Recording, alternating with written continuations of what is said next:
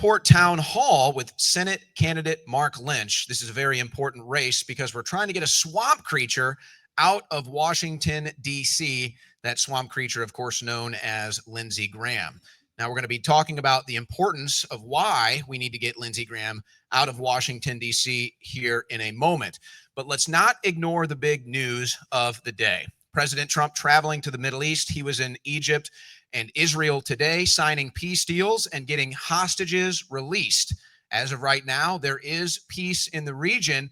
We can only pray that it sustains as families are being reunited. And anybody that listens to me and knows my work knows that I've been very critical on these issues. But it's very important for us to remember our humanity today. And even though we may have issues with what's being prioritized in Washington, D.C., even specifically with this administration, today is a good day for humanity. Prisoners were released, hostages were released, and there is peace right now in the region in what is a landmark historic day. And for all the issues that we might have politically, today is a big victory for the United States of America because it's our president that got it done. And it's our president that took the leadership role today. He led this peace negotiation. He led the peace ceremony today. He spoke to the media and he spoke to the world, and he showed what true American leadership looks like. And so despite the issues we might have that led up to this, President Trump was an American hero today.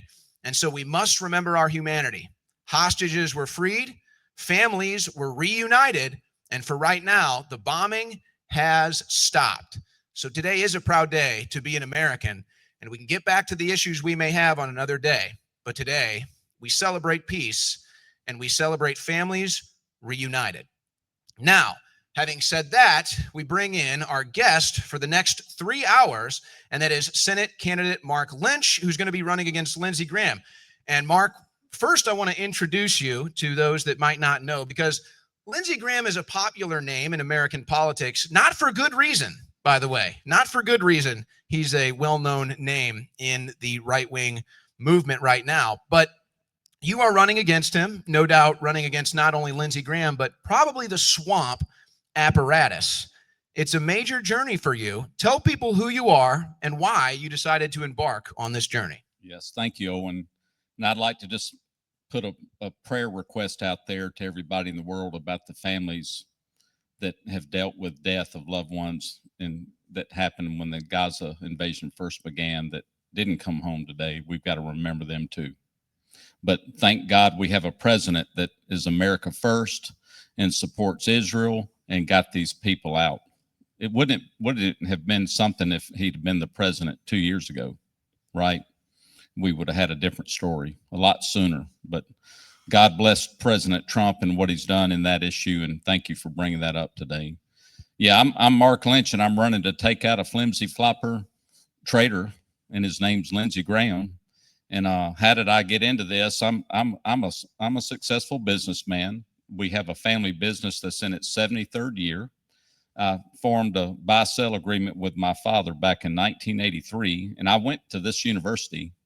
I was stomping these grounds in 1976, and we were the freedom generation of 200 years. You know, graduating high school in 76. But it's good to be back here. But I got involved in politics working with our national security consultants, some of the top people in the world back in 2014 that have been fighting the Islamic infiltration and the invasion. They've been walking into our country, working cooperatively with the Marxist communist organizations in the country to take our country over. And we've lived through a coup. We've been at war.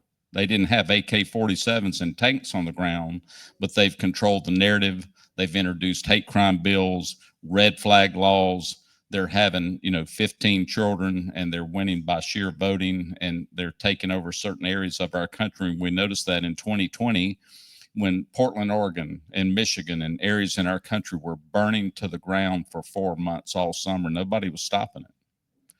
And why? Because it's them. They don't arrest themselves, and we've got certain people in authority that are not doing the job. We're not enforcing the rule of law. And I got involved back then in doing presentations in churches and training our local police and sheriffs and FBI and SLED agents about the Islamic infiltration in America. And people recognized me and asked me to run for office. And I ran for a state Senate seat. I almost won. That was in 2020 when we had COVID lockdowns. We couldn't even door knock after March. And you kept your business open, by the way. Oh, yeah. We fought to keep it open. You know, it was interesting that the big globalist, corporations, big chain stores got to stay open, but small businesses were supposed to close. And our abortion clinics got to stay open. And liquor stores got to stay open, but churches had to close. Is anybody paying attention? I had to tell the police to get out of my store. And if you're here to arrest me, please give me that news story. And they wouldn't quit harassing us. And finally, one of my friends on the city police force called and said, Mr. Lynch, your company is the number one highest level of complaints we get in Greenville County. And I said, Eric, let me tell you something. If we fought a second place, then you come see me in person. But we told OSHA to get out, DHEC, and fought all that because it was all a scamdemic, And but our people, a few of them were afraid. We encouraged them and walked them off the ledge a little bit about COVID, and we didn't wear masks or social distance because it was just all stupid. And but you didn't have a winter of death? No. Like Joe Biden said? No. We have 110 employees. Our company's grown when I took it over in 1985 from 5 employees to 110, and we didn't have anybody die. We had a few people get sick for a few days, but they got over it. And we promoted ivermectin and hydroxychloroquine, and everybody was fine. But yeah, I'm a successful businessman. That's what I do. And, we did some polling a couple of months ago, and South Carolinians have said 57% of them said they would never vote for Lindsey Graham again. 60% of the people polled in South Carolina through a Rasmussen polling that we did said that they prefer a successful businessman over an attorney or a career politician. I can think of one successful businessman who's had some success recently in the political world. Yep. I can think of one for sure. Sure. He knew how to get the prisoners out, the hostages out of Gaza. And, it's a very important point, too, because, and you kind of alluded to this, Biden didn't do it. Netanyahu didn't do it. Trump did it. Trump actually got it done. He got it done where others had failed for multiple years. And maybe that is the businessman. Maybe that is the international businessman in him that was able to bring people together to reach a deal where so many times politics gets in the way and you become so rigid in your political stance that you're not able to actually get deals done. And I think that Trump has shown diplomatic solutions can exist when you have a good faith effort. And when, I think most importantly, when the other leaders in the room trust you. And I think that's probably what was lacking, is they didn't trust past leaders, but they trusted Donald Trump, and that's how he was able to get it done. And the people of South Carolina obviously don't trust Lindsey Graham anymore. Yeah. Well, he doesn't do what he says unless it's a campaign season. We had the Breitbart organization contact our campaign team around March, and they said, we don't know what y'all are doing, but we've never seen Lindsey move to the right this early in a campaign cycle. So we gave them a news article of correspondence, inter email exchange between Paul Harstad, Obama's chief campaign pollster, with John Podesta, who was working closely with Hillary. And they agreed in that email correspondence that Lindsey Graham would be the greatest ally to the Democrat Party they'd ever had. And that's who he is, and it's the Democrat Party's gone. When Obama was the president, they took God out of the party at a convention in Charlotte. They voted to remove God out of their party. Our country was founded on godly principles. We came here to worship the one true God. That's what started this great experiment called America. And it's the only way our country will work with a constitution the way our framers wrote it, to have a moralistic, God-fearing America. And look at what Biden did when he had ISIS lead the evacuation out of Afghanistan. We left $85 billion worth of military equipment there. Not too long after that, he sent a check to Iran for $8 billion. That's not America first. I think that's treasonous. We're funding, all of us in the room here that pay our taxes, and we need to talk about that too, to get our taxes stopped. But we're paying for our own destruction in America. And the Democrat Party and the Uniparty, some of the establishment Republicans that are fighting against Trump, they were never Trumpers till he won. And he was the last man standing in the primary to go face the Democrat in the general elections. They loved him then, but they hated him up until that point. And it's just a shame our country's that far gone. We've got to get it back. And Trump's back in office and he's positive. It's just like he said about these hostages. They're all coming home now that I'm here. We're going to get them out. It's not, can we? Maybe. He doesn't think negatively. I don't either. I don't accept no and stuff like that in business. We can do all things through Christ who strengthens us. And that's the way I look at things too. And I'll do that in the U.S. Senate when I get to that swamp and bring God back first. And that's what makes America great again. We'll get back into the Lindsey Graham issue here in a second, but you are also a local church leader as well. You are well involved in the church here. Yeah, my wife and I have done mission work all over the world in Haiti, the Dominican Republic, Central African Republic, Liberia. We've done evangelism team work in Bogota, Colombia. And I'm an ordained deacon at our church, this Burnsview Baptist Church in Greer, South Carolina. So to me, this is an obvious decision for South Carolina. Either Lindsey Graham, who's losing all trust and is now basically has swamp creature tattooed on his forehead, versus you, somebody that's been involved in the state community, the local community for decades. You've proven your worth in business. And so it's a pretty obvious choice for South Carolina, but we know you're up against the swamp, as we call it. You're up against the establishment, which now some on the right are finally willing to fight, I think. Yeah. When we were at CPAC, one of the interviewers said, "What's the biggest difference between you and Lindsey Graham?" I said, "See that lady standing over there? That's my wife of 37 years. And we have 2 children and 4 grandchildren, and they're all saved and they're doing awesome." And I said, "Lindsey knows nothing about that subject, family." It's interesting, right? So character matters. And we're all in this room, in all of our political organizations and activist groups back at home, we're fighting, like in our area, there's a couple of hundred people that are out every night till midnight fighting for the cause to save our country in the fight for America. And that's the theme of our campaign. It's God first, God, family, country.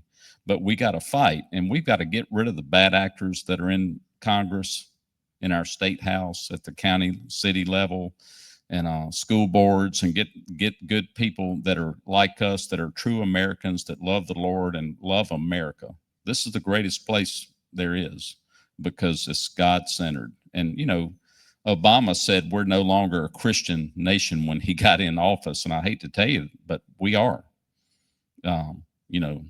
We're not an Islamic nation under Sharia law, and we're not a communist nation. This isn't Russia. This is the United States of America. And like Donald Trump has said many times, America's back. And we're here to take it back again and get rid of all the bad people that are in this country.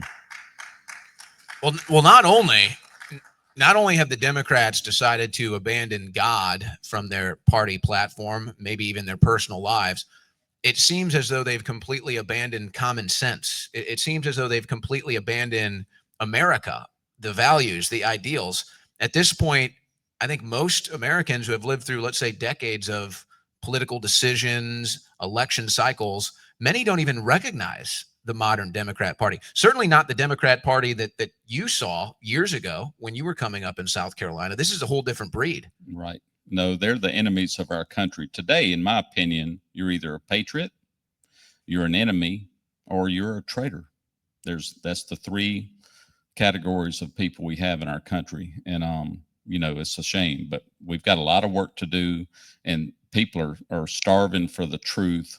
All the young people are encouraging me, like all the students at the universities here that we're traveling to and speaking. They're concerned about their futures. They're godly students. They want truth again, and they want the opportunity that maybe the baby boomer generation had, like I did after the greatest generation after World War II. They want to know they can go out and afford to buy a home and have a good life and have peaceful living here in America and enjoy the freedoms that God gave us. That's our unalienable rights that our forefathers made sure they protected in the Constitution, and we got to get back to that. And when we were talking earlier, you made sure to emphasize shall not be infringed. This was something you really emphasized when we were talking earlier. It seems that there's a lot of infringements happening right now, especially from one Lindsey Graham. Right. We had an event at our business, and we had the parking lot full with about 800 to 900 people with a Second Amendment shall not be infringed event. And we had T-shirts, and all the gun stores came, and we had people from the State House come and speak at the event, and national security consultants came and spoke. And our forefathers knew they'd left an evil country, and we've got to have a way to protect ourselves from evil government. And one of our sheriffs spoke. He said, we had some guns on display, and they said, none of these guns have jumped up and killed anybody. That's amazing. Because if that's the case, like with, Lindsey Graham promotes and signed on to promote red flag laws to confiscate our guns. And I'm against all of that.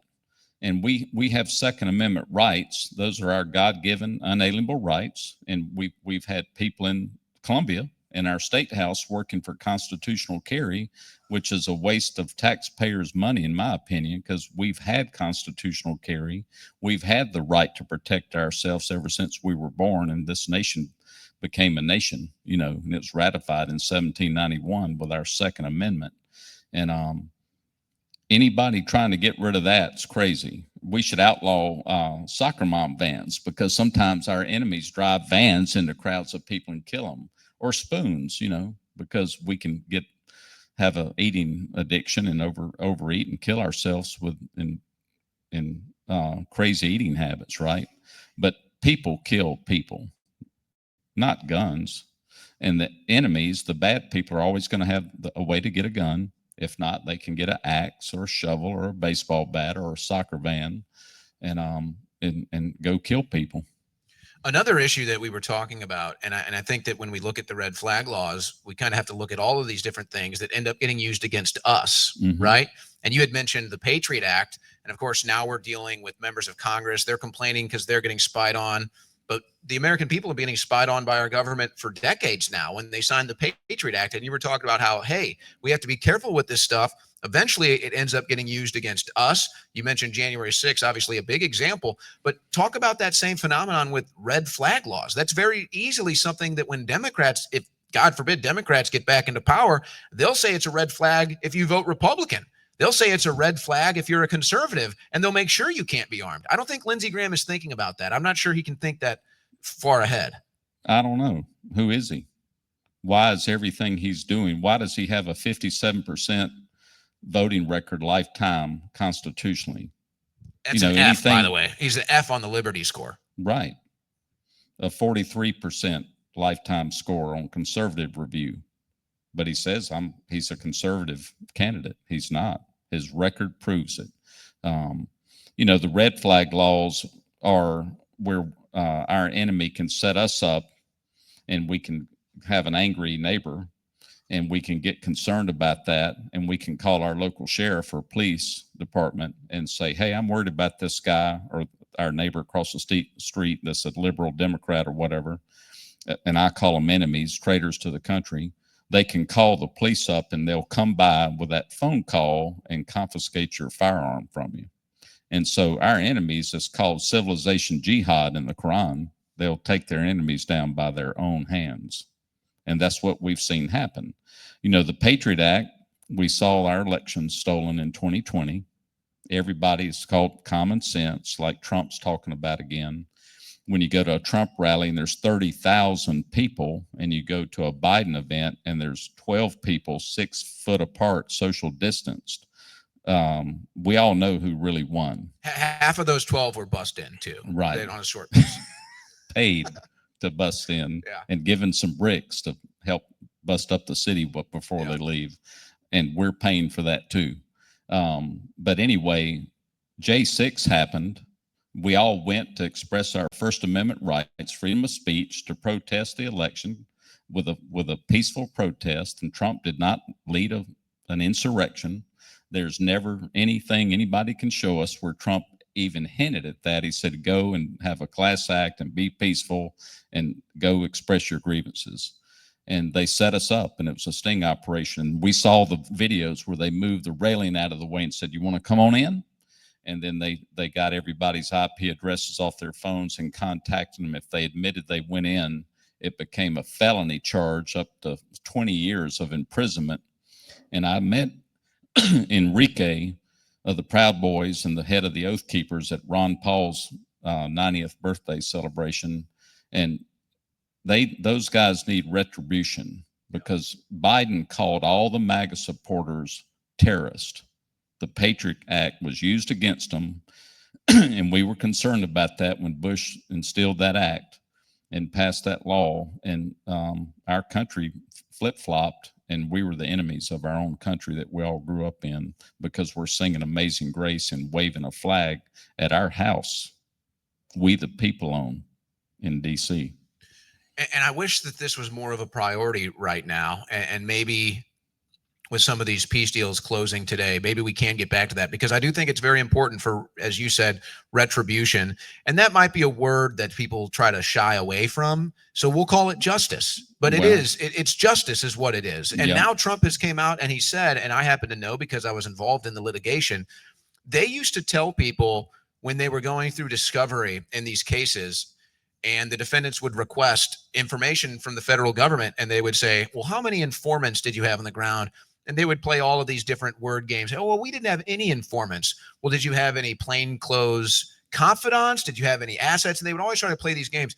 And eventually they would land on, well, the federal government had so many assets in the crowd that day that we can't give you a number. There were too many to count, is ultimately what their argument was. And now President Trump is saying, well, we know that they had hundreds of people in the crowd that day. So what were they doing? Were they part of the Antifa instigation? Were they part of some other entrapment like we saw in Michigan? This is a very important thing. And I don't really hear enough chatter about it right now in DC, because that was a political persecution of thousands of Trump supporters and innocent Americans. Absolutely. It 100% was. Dinesh D'Souza, who put out some great videos, 2,000 Mules. He put out one about Obama, 2016, Hillary, and Obama had him arrested. He went to prison for 2 years. He's pushing out truth and getting persecuted for it. And he put out the documentary Police State. He had whistleblowers that left the FBI and left the Capitol Police and admitted that they were told to do that day. And you can see that video. And we're living in a country that if Trump wasn't back in office, we're all subject to having our doors kicked in at 5:30 in the morning and having SWAT teams coming in like they took all the J6ers to prison. We've met several of them and had events. Well, the two of them that you mentioned, Enrique Tarrio and Stuart Rhodes, would both still be in prison right now. They would both still be in jail, including a multi-time Purple Heart winner, Joe Biggs. They would still be rotting in a prison right now if not for President Trump. That's right. So look at that too, what he's done. He's righting these wrongs, atrocities against the citizens of America. You mentioned something, and it's so hyperbolic, but we hear it all the time now. It's this new policy, this new idea, constitutional carry. I hear it in Texas. You hear it in South Carolina. We hear it everywhere. Constitutional carry. That seems a little redundant. We already have a constitution. We already have a Second Amendment. It seems a bit hyperbolic that we talk about constitutional carry. Isn't that, I mean, to me, that's just a sign of where things are at in Washington, D.C., where things are at in American politics. We've reached such a twilight zone level where we're begging for our constitutional rights. We're having to come up with new names just to recertify the rights that were already given by God. How do you even try to explain that? It's like, where do we go from here as Americans where we've reached, hey, can we please have our rights? We have to beg. Can we please have our constitutional carry? Can we get new laws passed? These laws are already on the books. They're our founding laws. Right. I mean, Owen, we've allowed our government to control us.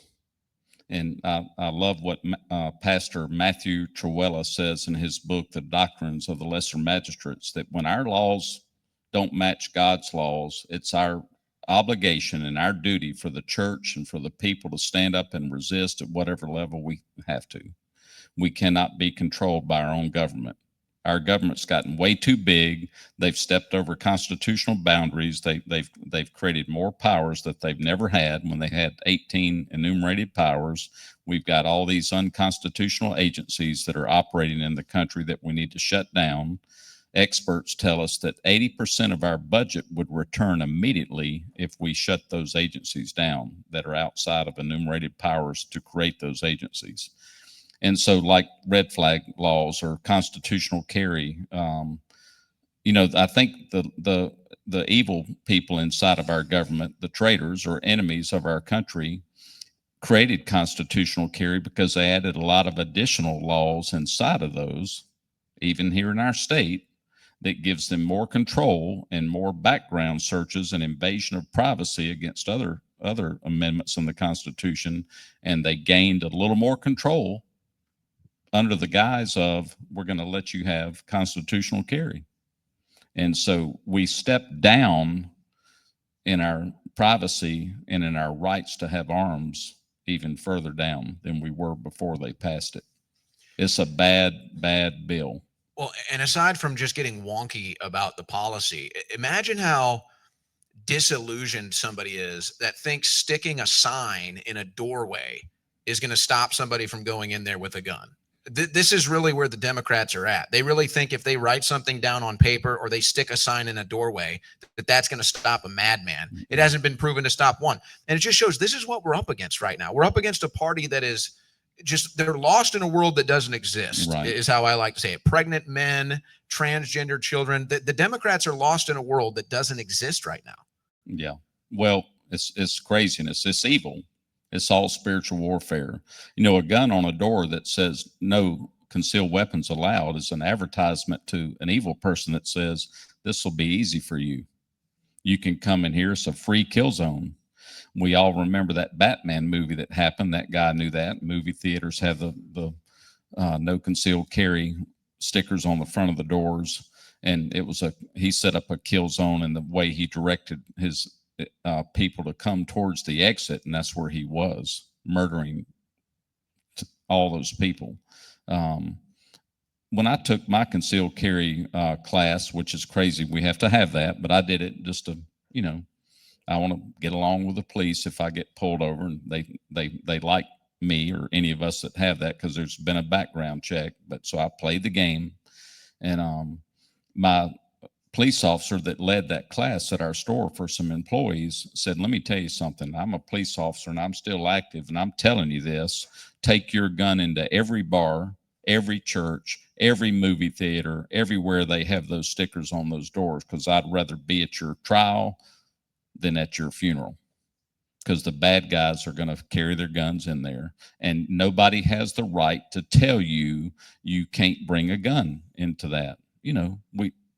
We have to be able to move freely and travel and shop and spend money and go to the gas station or go to a movie and have the right to protect ourselves.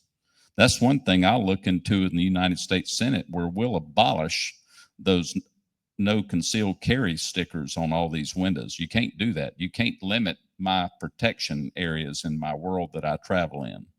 See, now you're starting to say the words that I think get people a little excited. Abolish, shut down. We don't hear those words enough in Washington, D.C. Am I right?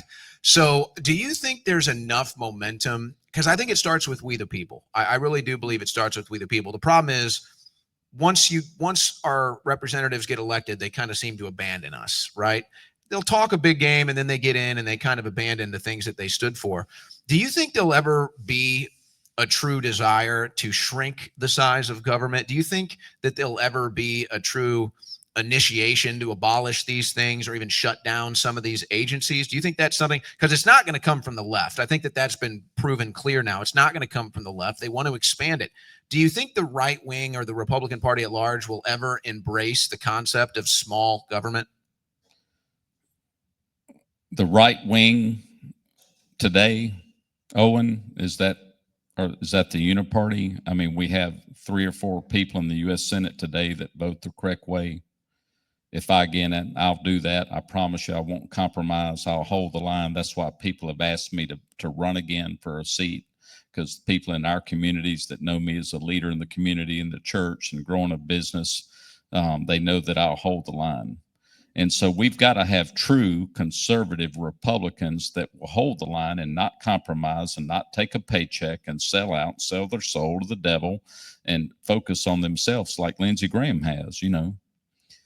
He's Lindsey first. I come to serve the people, and I'm your employee. And if I don't do right, I would hope we could get a law. I'm for term limits, but maybe we have a merit qualification too along the way. If I get in and my term is 6 years, do you have to let me stay in for the full 6 years if every other day I'm voting like an enemy of our country, like the Democrat Party does? We've got to be able to hold people accountable. If in my organization, if I employ you and you start failing to honor your job responsibilities and you're on drugs or doing horrible stuff or stealing from the company and lying to us, you don't get to stay for a term limit. You're going now. After third strike, if you can't change your ways, it's time for you to go. And why do we have to put up with that with our people that we employ in government? Well, and I don't think we've seen it any other way. For my entire life, it seems like that's how it's been. It seems like once they get in, you called it the uniparty, call it the swamp, call it the deep state. It seems like once they get in, that's what always wins. The uniparty, the deep state, the swamp, whatever word we want to use, it seems like they continue to win. The people continue to lose. And the evidence is right in front of us. In fact, the highest approval rating for any department right now is the Department of Homeland Security, which I think just eclipsed 30%. And that's your highest approval rating. It might be look out, it's almost a 40. Whoa, we're on a run here. That shows that the people don't really feel that the government is working for them. Nothing that the government is doing seems to benefit them. The approval ratings show that. And it's just like you feel like something has to give eventually, whether it's Mark Lynch getting in there or a bunch of people that think and act like you do, something is going to have to give. Eventually, the American people are going to say every single department is polling under 30%. Congress, Senate, record low approval ratings. The American people are desperate for a representative, a senator, a House member, anybody, a president that feels like they're actually working for them. It's so rare these days. Yes. Well, and I applaud Trump for sending the National Guard into cities where the governor there won't stop the violence and the corruption and all the hard rioting and looting that's going on and people getting hurt and killed. And, he swore an oath to defend against foreign or domestic enemies. And if the governor won't do it as the president and the executive branch of the United States, we'll send in federal troops and stop it. And, how dare a Supreme Court judge call for the plane to be turned around and bring deported terrorists back to this country? I would be in favor of going to that judge's home that evening and kicking his door in, because he doesn't have the power to do that. The whole Supreme Court doesn't. The president made a decision, and if he's acting like that, that's possible treason. And we need to question him and remove his judgeship. I'm tired of it. Trump's tired of it. The people are ready, Owen, right now. And I applaud you for your show, the Owen Report. Thank you for what you do, because we're not getting the truth in our news. Our enemies have stolen the narrative in this country, and everybody's searching to find the truth. So thank you for what you're doing. It sounds like you're talking about judicial reform, because this has been an issue for me, which on the right, I think people in the Republican Party kind of look at that as a left-wing issue. The left has kind of used judicial reform in their own image to put criminals back onto the street. Obviously, they love to play the identity politics game to try to get people to vote for them. But I think that, people on the conservative side of the aisle are starting to realize that, maybe there is some judicial reform that actually we need to start looking at. We need to start investigating. You just pointed out, I think, one of the biggest issues that we have in this country, and that's left-wing activists in robes. They pretend to be judges. They take an oath like they're going to be impartial, but then once they get onto that bench, they're nothing more than a left-wing activist, except they're sitting on a bench instead of out in the streets, with a pitchfork and a torch. Right. I mean, it's common sense again. If I'm a judge And I'm trying to bring terrorists back into this country and turn a jet around from flying them to their country to get them out of here after we spend all this money and work and risk lives to arrest illegal aliens inside of our nation that are here to destroy this country. That's what are we doing? You're supporting enemies of our country as a judge by dare saying that statement.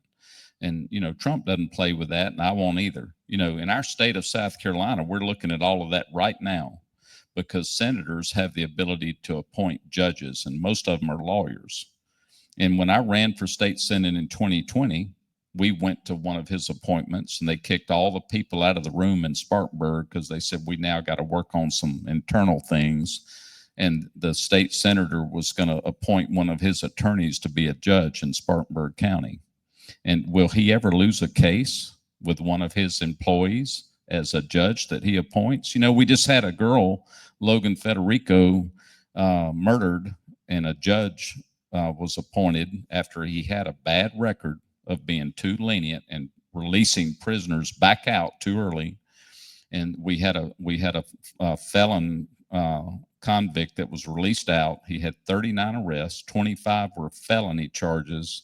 And he went in and murdered a young lady here in Columbia, South Carolina.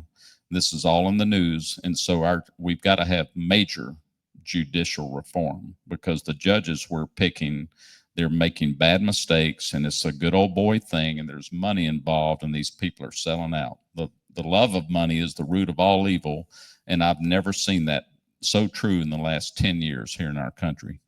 Well, and one of the instances that I've experienced myself and a lot of the January 6ers kind of had to go through, but it certainly is not isolated or exclusive to them, is what you learn about the judicial process is the whole thing is basically rigged against you. Mm-hmm. And it basically turns into this, let's say this triangle when you're in the courtroom. It's a triangle of a struggle session, and you have the judge here and you have the plaintiff, the defense, whatever here, plaintiff, defense, whatever here. But you realize when you're arguing against the government that you really don't have any rights. You don't have any rights. You don't have any chance at justice.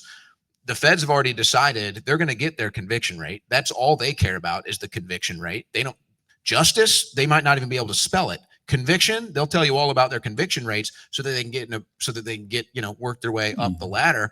And then the judge wants to fill the prisons. The judge just wants to get the conviction, and then they can fill the prisons and everybody wins. And you're sitting there against the federal government and you're realizing, wow, the judge never thought about justice for me. They don't even care about the details of my case. The feds couldn't care less about justice or the case at all. They just want a conviction. They'll do whatever they can just to convict you. They'll charge you with 10 things just so that you see that and you say, oh my gosh, this is overwhelming. I'm facing 50 years. So just take the plea. Just take the plea. They get their conviction, judge can send you to prison. And you realize when you're in that triangle, what a lonely position it is. And it's a sinking feeling that in America, you as a defendant will have that hopeless feeling that there is no chance for me to have justice in this courtroom today. Well, look at what they've done to President Trump and his family, and Roger Stone, and General Flynn, and Peter Navarro, and on and on and on. Our federal judges are not true Americans, are they? They're trying to prosecute with fake charges. 91 charges came up against Trump with a Russian collusion hoax. Lindsey was all over that. Now he's talking like, how dare you, question my phone calls. Is he above the law? No. He was part of the Russian collusion hoax. He was part of the bloc that voted to expand FISA. Right. Congress didn't seem to have a problem with that until it was aimed against them. Isn't that how it works? Yep. Well, things are flipping, and it's time to bring back the rule of law and arrest these traitors and put them in prison. Because this is America. We're not gone yet. We're fighting and we're correcting things, and it's time to flip it back. And America's ready for justice to be served. A good friend of mine, Ivan Reichland, that endorsed me, he's a fighter, and he said, in a news interview with CNN about his retribution list, that America will be furious if we don't start arresting people, starting with Hillary, Pelosi, and all the people that have betrayed our country. They're traitors. And America wants action. Pam Bondi's been in how long? How many arrests do we have? None. Yeah. Kash Patel, they both talk about lists, the Epstein files, all this stuff. What's happened? So if they're truly the attorney general and the director of the FBI, they need to do their job. If you don't have an arrest yet, what are you doing? Not one. See why we like Mark Lynch? See why we want Mark Lynch in the Senate, guys? This is what our politicians Are y'all need to ready sound to like. arrest people, criminals? Are you ready to have a peaceful life and get these evil enemies of our country off our streets? Are you ready to get rid of the school curriculums that our children are growing up to, being brainwashed to hate America? We got to get rid of these people, and we need your help. And we got to get rid of the people that are in Congress first. Yeah. And that's I'm going to do my job to get rid of one evil person. It's time for him to go. Yeah, amen to and that. We'll work on the rest of them too. Yeah, and I always have kind of felt, and this is the case with all things in life, whenever you're up against a challenge or a task, it's like once you do it the first time, then you realize, oh, I can do it. I kind of like to compare it to people that may lift heavy weights or whatever, and you're about to do the heaviest, let's say, deadlift you've ever done, but you've never lifted that much weight before. So you're kind of like, all right, I don't know, can I do this? And you do it once, and then you're like, I can do it. You do it twice, you do it 3 times and 4 times, and then you raise the weight. And it feels like that's kind of where we're starting to get politically. It's like, no, we can lift the weight. We can drain the swamp. We just have to see it done, and then the momentum will follow. We are at the University of South Carolina here. You mentioned this a moment ago. You mentioned this before we sat down here. We were talking. Talk about how speaking to the youth, speaking to college students, speaking to the younger generation of American conservatives, listening to their concerns and the things that they're thinking about and talking about, how has that influenced your campaign or perhaps even your politics? Well, the other day at a presentation at Clemson University, I know we're rivals to Clemson, but final game of the year, guys. That's right. Just wait. Yeah. Just don't go there yet. And it's go Cox when that's on for me. But one student had a great question.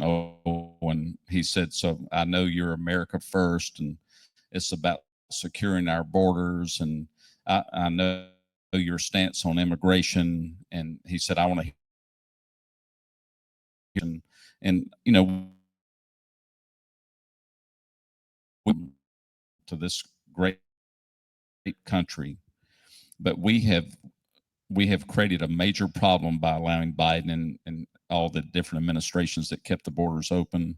When I read a daily meditation by Neil Anderson, one of my daily meditations talked about that we're to have boundaries in our personal walk in our lives, or we become like nations without walls that are open for devastation and ruin. And so policies that we have to get back out up. And he said, I'm here at Clemson University. I'm an engineering major, and India is paying for these students to come in here and supporting their tuition. And they've lived here not quite 4 years. They're here 9 months a year, then they go home for the summer. And when we all graduate and get out of school, they'll take my job at half the pay that I need. And I don't know how I'm going to, afford to live or get a house. And I was born here. I'm an American, and we've got to quit letting all these countries come into this country with these melting pot ideas like you talked about, because they're never going to assimilate into American culture. They don't worship the one true God like we do. They don't speak our language, and it's not fair, and we're ruining our country and our heritage and everything we all stand for. And they're just here taking advantage of it, and we're subsidizing it. And he said, so I want to think about that. I said, that is something I've never thought of. I appreciate you bringing that angle up, and we want to hear from y'all later towards the end of this today, because it's about y'all and it's about your future. And I want to know what worries you have and concerns you have as students and Americans that are going to go out after you get out of USC and graduate and start your life and build a family. I need to hear from y'all what you need from me. And it's all about that. And we'll get to that later on. You know, another issue with this that doesn't get talked about near enough, a lot of the foreign workers that get these jobs here, they send a lot of that money back home. That's They right. send a ton of that money. It actually ends up being in the billions of Yep. dollars almost annually. And so it's like, first of all, to me, that's unacceptable. We should be taxing that at 50%, I would say. I want to tax that at 50% minimum. If you're going to be working here and then sending the money back home to your family, we're going to tax that at a 50% rate. Yep. And maybe that'll turn some of that off as well. There's policy decisions that can be made to fix a lot of this stuff, but there doesn't seem to be any creativity. There doesn't seem to be any new ideas. Do you think that's because so many of these politicians, that's all they are as politicians? They don't have the business experience to kind of come up with creative ideas to solve problems? That, and they never were true American first patriots to start with. They get in it for themselves and they build their empire. It's like Lindsey creating more wars, and he's a warmonger, and some of his biggest donors to his campaign ledger is Boeing and Lockheed Martin, because missiles and tanks and weaponry, that's big bucks. And I'm tired of seeing our young people going into endless wars, needless. It's not anything about America, and they're getting killed or coming back maimed with their legs blown off or whatever, and it's just horrible. Yeah. And they're getting rich doing it. I have reached the conclusion that the last two presidents that were elected, and that doesn't count Joe Biden because he wasn't elected, but Barack Obama and Donald Trump, I think that the reason why they were able to get votes from, let's say, both sides of the political aisle, Obama, when he ran, was very much against Middle East intervention. He kind of postured himself against, as what the liberals were calling at the time, Bush's wars. But Obama got a lot of, I think, conservative votes in 2008 as well. I know a lot of conservative people that voted for Obama because they didn't like the wars. I would argue that Trump received a lot of left-wing voters for similar foreign policy issues. I think that most Americans on both sides of the aisle now are ready to, as you might say, bring the troops home, end the forever wars, stop the churning of the military industrial complex. And you're right, Lindsey Graham is like top 5 player in that game. He might be their star player on the roster for the military industrial complex, for the never-ending wars in the Middle East. How do we deal with that, especially on the right wing, when they turn it into a pro-military thing, or they turn it into a patriotic thing? How do we separate these things and say, hey, it's patriotic to bring the troops home. It's patriotic to think about the lives of the Americans. And at this point, it's really America first, I think, to start, as we were talking before this, bring that money home. Bring those trillions of dollars, invested in America, invested in our infrastructure instead of all around the world. Yes, absolutely.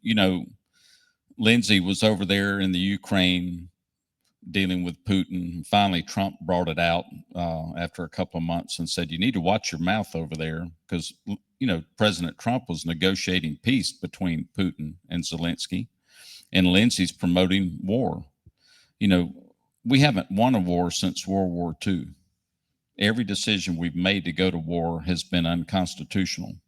And our forefathers were divinely inspired by the one true God when we formed this country to write those rules and to make a decision to go to war. And if we need to, and we've had prayer and fasting and we vote on it to go to war because it's about defending America and it's gonna protect us, then absolutely we need to give them every reason, everything they need to go and win decisively.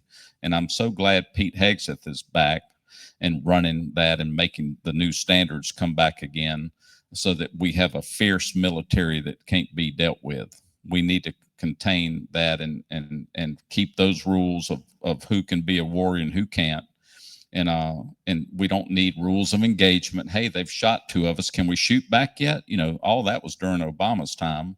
And it's just horrible. If I'm wearing digit camo and carrying an M4 in a foreign land, and we've just slid down a wire on a helicopter and we're on the ground, we're shooting the enemy, and we need to allow our people to do that, but only if it's a last ditch effort and there's no other way. And we've made a constitutional decision. Should we ever go to war, it's the last measure. And it does seem that people like Lindsey Graham are kind of keeping it going, right? They're keeping the perpetual wars going. And then they never seem to make an effort to stop it. If there's Right. ever a vote, it always goes one way. Right. So Trump doesn't take no for an answer, and he believes in his negotiating power, and so do I. From my 40 years of running a successful business, competing against the big box stores in the country, we're just a family store. We have 110 employees, but I have to fight Home Depot and Lowe's and all those stores every day, and we eat their lunch every day. My son says, "What's our culture statement?" He's third generation. I said, "We don't have one written down, but I can tell you what it is. We love Jesus, and we're the Navy SEALs of this industry. And we've grown and grown and grown our business into a debt-free existence since 1999, personally and corporately. And we have people stay with us because we have a chapel in our company. We have 2 pastors on staff, and we teach the Word of God on Tuesday mornings and Thursday mornings. And we need people that know how to negotiate and keep peace as their first objective. And Trump has gone and sat down with Rocket Man in North Korea, showed him his armored vehicle and said, "Look at what we drive," and my rocket is bigger than yours. Okay. Much yeah, bigger. Let me tell right. you, gets up faster too. Very fast. Yeah. And so in a nice way, just like I have to negotiate with manufacturers, and they know we're the player in our area, we're the brand builder in our market, we have market domination. And I said, sometimes you have to just be common sense honest and just say, hey, it's a decision you're going to make. It's all business. If you open up other dealers with those same brands in our market, you lose us. So what do you want to do? When we have the power of the United States and the thing that Trump has, they trust his word. Like I've told my son, when we've dropped manufacturer brands before, some of our employees and our vice president people were freaking out. What are we going to do? I said, we're the brand, and our customers trust us, and we're professionals, and it's about us. We can sell anything we want to. It's got to be a brand that we believe in, that's not junk that we would put in our own homes, that's quality. It's got to meet those standards first. But we're not going to be leveraged and compromised and being controlled by a manufacturer. We don't need it controlling us. I'm free in Christ, and I'm free indeed. In our country, Donald Trump is protecting our true freedoms, and they respect him because when he's back, they know he'll do what he says, but he won't say it unless he'll back it up, because he knows the integrity of his word as the president of the most powerful nation means something. And that's me too with my word. I've trained my son, don't jump too soon, because anything you tell your employees, they expect you to do it. You got to make sure you've thought about all the effects it'll have with a new incentive program or a new payroll system or healthcare or whatever we bring. And we need to always talk to them. We're not going to ever send them an email and tell them this is what you have to accept. I want to hear that they buy in and they like it, and they get to have a town hall meeting with me and hear. And I want to hear, because I don't want to make a decision too quick and have to reverse it and backpedal on it. That's not the way we do stuff. And Trump doesn't either. The world knows that, and they respect him. And who doesn't want peace, right? Rocket Man or the Putin or whoever it is, or Zelensky, do you think they really want to see their countrymen being killed and slaughtered and war and buildings exploded and death everywhere? Nobody wants that. That's why this country is so awesome and everybody wants to be here, because we all want peace. We all want freedom. We all want the liberty to live our lives without government interference and without wars going on all around us. And I think Trump's good at reminding people that, and the other leaders of other countries respect him because he's willing to come and sit down and have a conversation. And that showed today. I mean, today was the ultimate show of that, and the respect that he got from the Gulf nation states, and he had European leaders in there as well. It was a show of respect, because he basically ran the whole thing. I mean, he got the podium at every step of the way. Every single event, the podium was for him. Nobody else but him. And so that's American leadership. No matter the disagreements that a lot of Americans may have foreign policy wise, it was our president that led this. It was Yes. our president that was there with the American flag that led these negotiations. And so that was good to see. The phenomenon that we're kind of looking at here with Lindsey Graham is one that expands across the nation. And that's, we look at these politicians, they seem to be in there for life, but none of them are popular, right? It's like we scratch our heads. How does Nancy Pelosi stay in government for 50,000 years? I mean, how does she keep Adam Schiff? It's like, how do these people keep winning elections? You know, Lindsey Graham is kind of starting to reach that point where we're like, when do we get rid of this guy? Mhm. It seems like now is the time, South Carolina. Now is the time. Get out, vote for Mark Lynch. Amen. And we're doing it. And That's- now that- is the time. And people are sick of it. And they've got a viable candidate in me to take out a traitor, not a rhino. The word is traitor. It's time to get real. You know, I'm 100% pro-life in my stance. We've got to stop. And, you know, calling it abortion sounds nicer, I guess, but it's murder. And Lindsey Graham claims he's pro-life. He was endorsed by 3 fake life organizations, and they were door knocking for him this week. We had a pro-life attack in Greenville where these guys came into our market from Operation Save America. These guys are awesome. They're fighters. They've worked their butts off all week from 9 in the morning till 10 at night. And what an awesome wave of pro-life. And they went and stood in front of the abortion clinics and blocking the doors and getting arrested and then having events at the churches at night and supporting candidates who had some emergency elections come up in Greenville, knocking doors for them. And they're real patriots. And, you know, Equal Protection South Carolina calls it murder. And back before Roe v. Wade, it was murder. And women had to come to a decision because it was a law that you can't have an abortion. And so we all have to think and pause, and it causes any of us, if we're going to choose to speed on the highway going home from this event today, that are we willing to get arrested or lose our driver's license, you know, and cause an accident? And so we have laws for a reason that protects our freedoms. And women have to come to a decision, and with some encouragement and reading God's word, that we are intricately formed in our mother's womb, and God knew us before we were created. And it's all about life. And God, if he creates a new human being and gives that child purpose, you know, he's going to provide everything that child needs for nourishment, shelter, being cuddled, being held, being kept warm and dry out of the weather. And God will do that. And if people think that through, they could keep the abortion clinics open. If the people were educated and the church did their job, it wouldn't matter if an abortion clinic was open or not. They wouldn't have any more customers anymore, right? And so we've got to put God first again. That's what'll make America great again. And we're all sworn to defend life. That's the first thing we talk about: liberty, pursuit of happiness.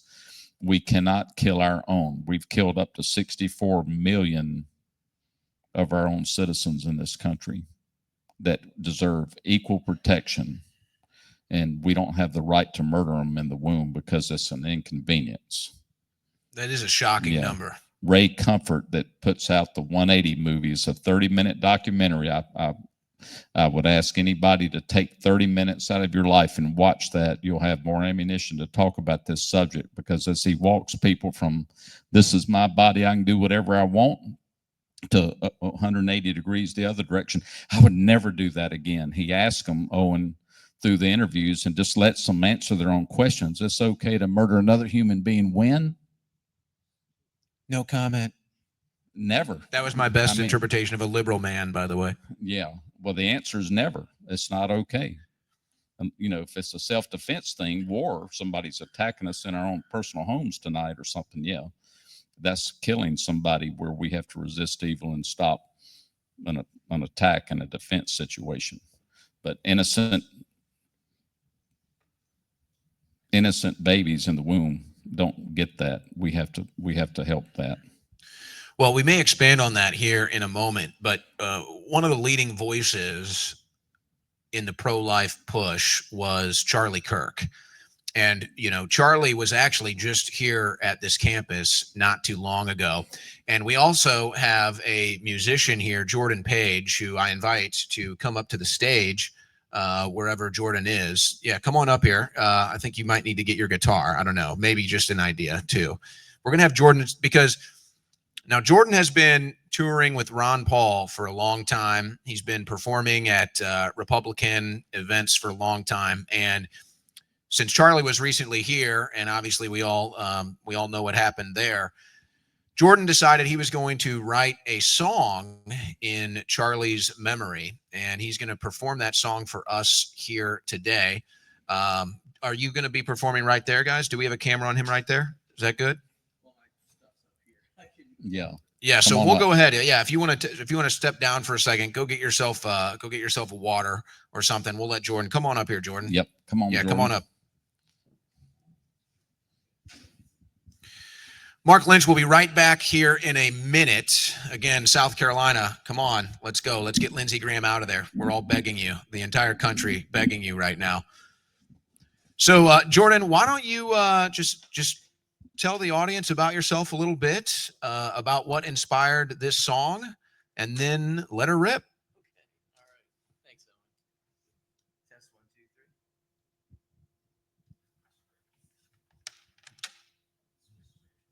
Oh, is there a switch? Oh, test 1, 2,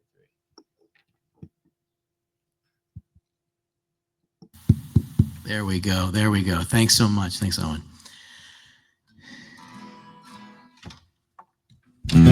So my name is Jordan Page, and I've been traveling around the country, around the world for a long time, speaking truth to power and taking on issues that might have been deemed polarizing, or just common sense things that made sense to me. The Lord really came into my life in a major way in 2006 and sort of repurposed my music to start speaking truth about a lot of different issues. And that caught the attention of Ron Paul, and I used to tour with him quite a bit, and still do events with him from time to time. But what I'm really about is freedom, and really trying to help people to take charge of their own freedom and not have it all rest in political candidates, and be part of the process. And one of I write songs about real people a lot of times. I have a lot of songs that are about actual people that have come up against the machine, the apparatus of violence of the state, and people like political prisoners and martyrs.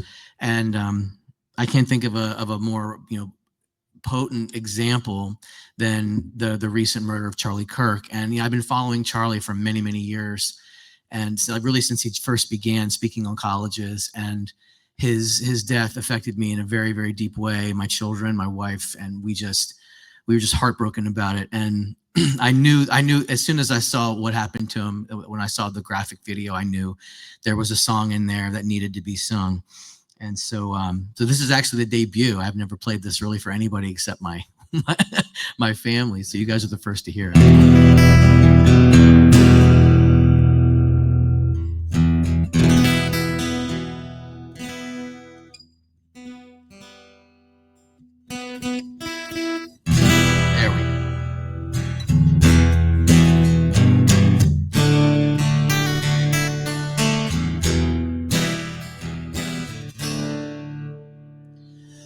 You took a peaceful man who gave a voice to his enemies.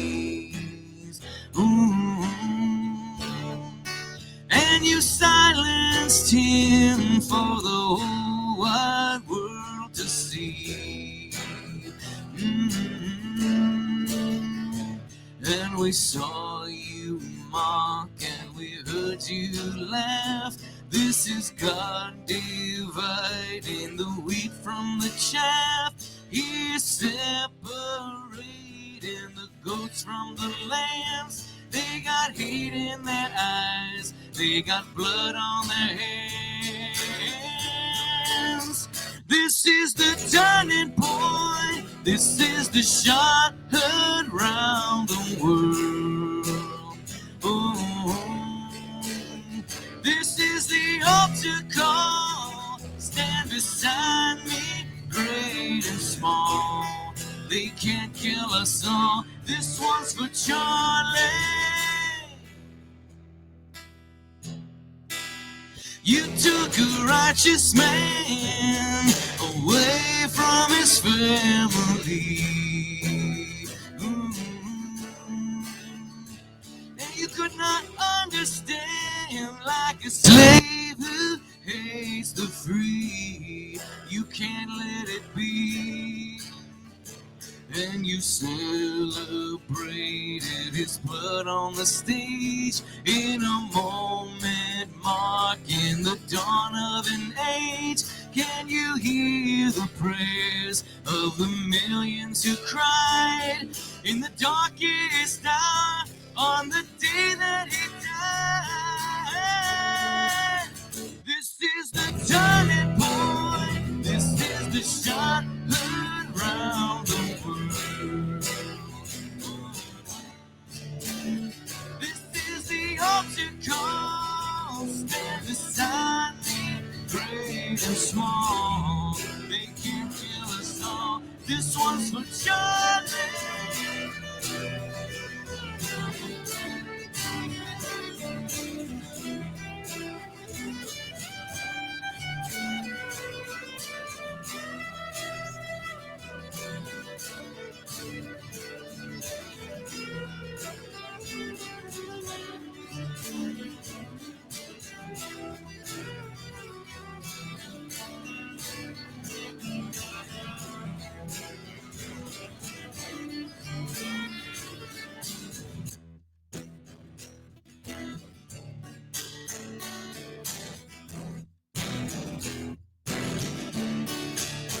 You cannot stop what's to come. The spark is a flame. You cannot stop what's to come. The whole world knows his name, because that shot to the heart of the symbol to all. After that shot to the heart, will you answer the call?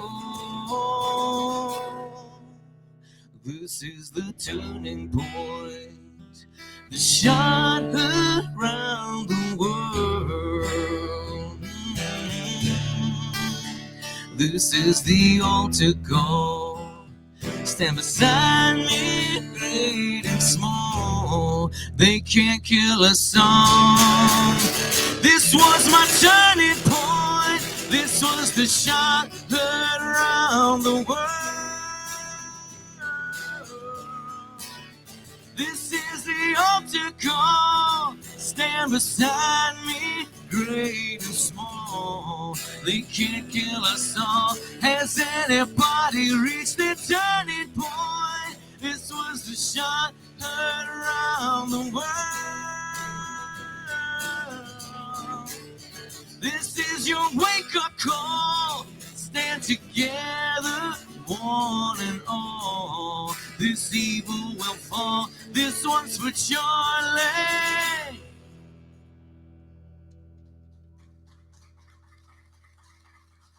Thank you guys so much. I'll be back up in a little bit. All right, Jordan Page, everybody. Thank you, Jordan. Thank you.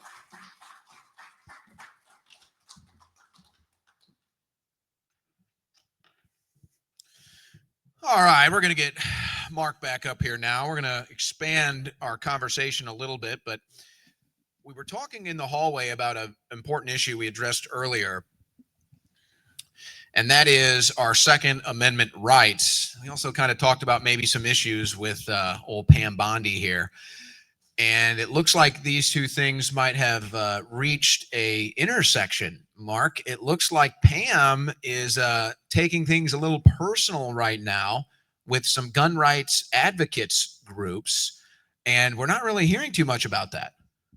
Yeah, we're hearing some. I know she's called for Gun Owners of America to supply her and the Department of Justice with members' names and information of people that are involved with these groups. These are Second Sounds like Amendment a gun list. rights. It sounds like she's asking for a list. Yeah. So I guess we don't get the Epstein list, but we're going to get a list on ourselves. So what's going on? You know, if I was in the U.S. Senate, I would be questioning that tomorrow. Why are you asking for a list of our citizens that have their Second Amendment rights to have guns, that are members of these awesome gun organizations that are fighting for our freedom to keep our weapons and protect our rights there in the Second Amendment? Why are you asking for those lists?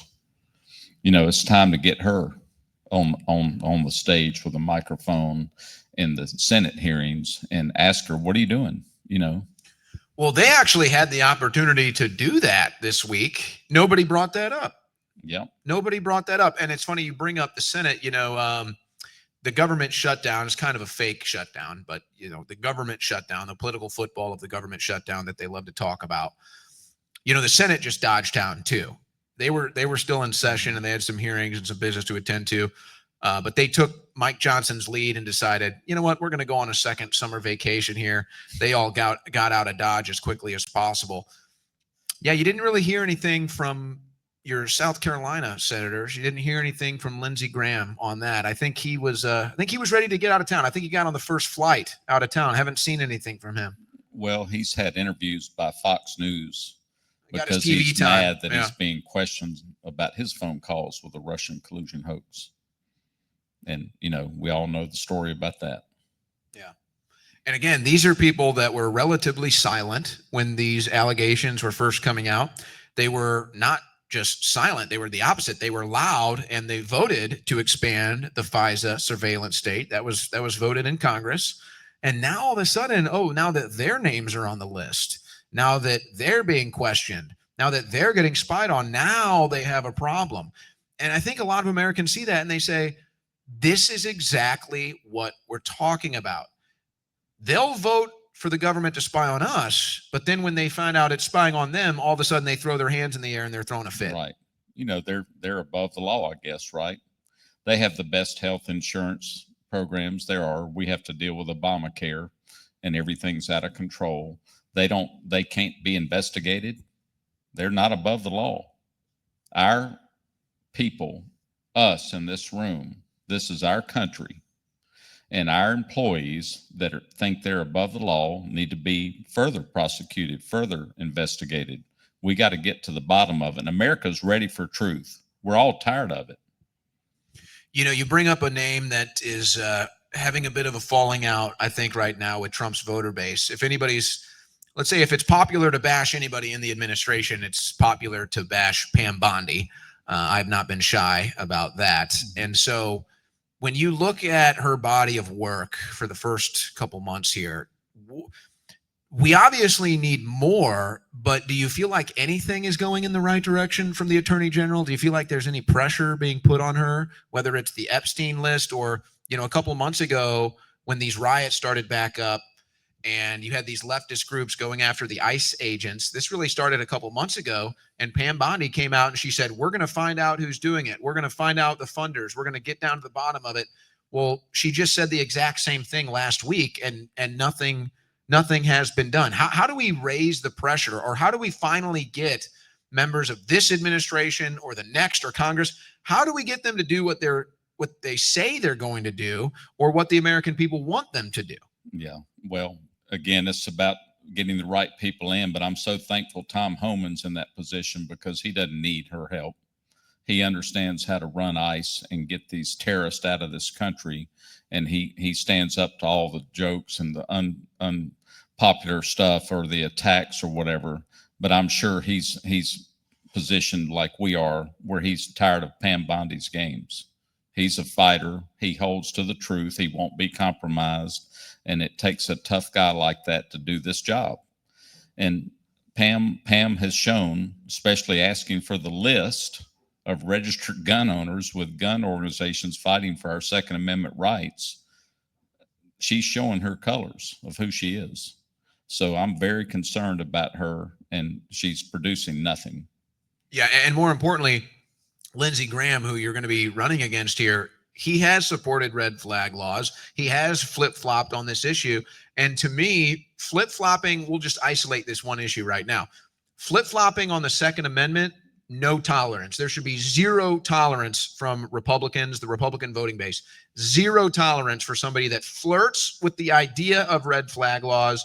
Zero tolerance for anybody that ever flip-flops on the free rights for us to defend ourselves. Right. He's not America first. He's an enemy. That's a traitorous position to take if you're against ending our Second Amendment rights and producing red flag laws and pushing the thing that our forefathers knew.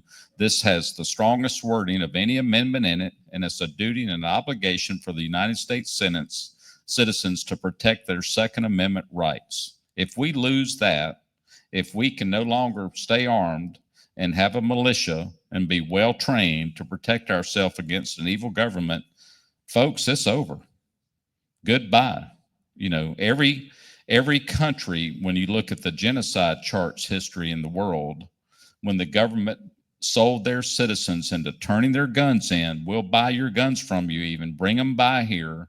The next day, genocide began, and the government started killing their own citizens in the millions. And so, you know, that's been probably our only true protection at the end of the day. Just like Japan, when they knew they didn't want to attack America, they knew because behind every blade of grass is a gun-toting citizen in America, right? Yeah, you know, there was a certain group of limeys that discovered that in the 1770s, right here in this state, actually. Yep. They learned that one the hard way. Oh, yeah. They made a movie about that, I think. Yep. Pretty famous one. That was right here in South Carolina. Yes, sir. And I know that this has been a big push here as we're about to have the 250th anniversary of the United States of America. I've seen it all over South Carolina, just how important it was during the Revolutionary War, and that gripping to your gun like it's part of you when you're fighting for survival, when you're fighting for your freedom. It's very much in South Carolina's culture, which Lindsey Graham doesn't seem to exhibit at all. Right.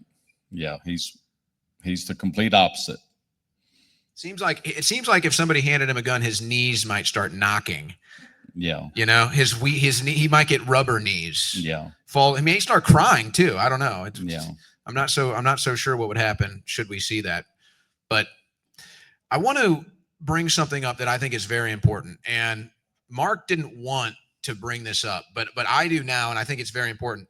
You are funding your own campaign. And when I was doing a little bit of research into your campaign and your background, it was something that stuck out to me. And you can, you know, feel free to say the dollar amount if you want. It's not small. But to me, this is such an important factor when you decide who to vote for.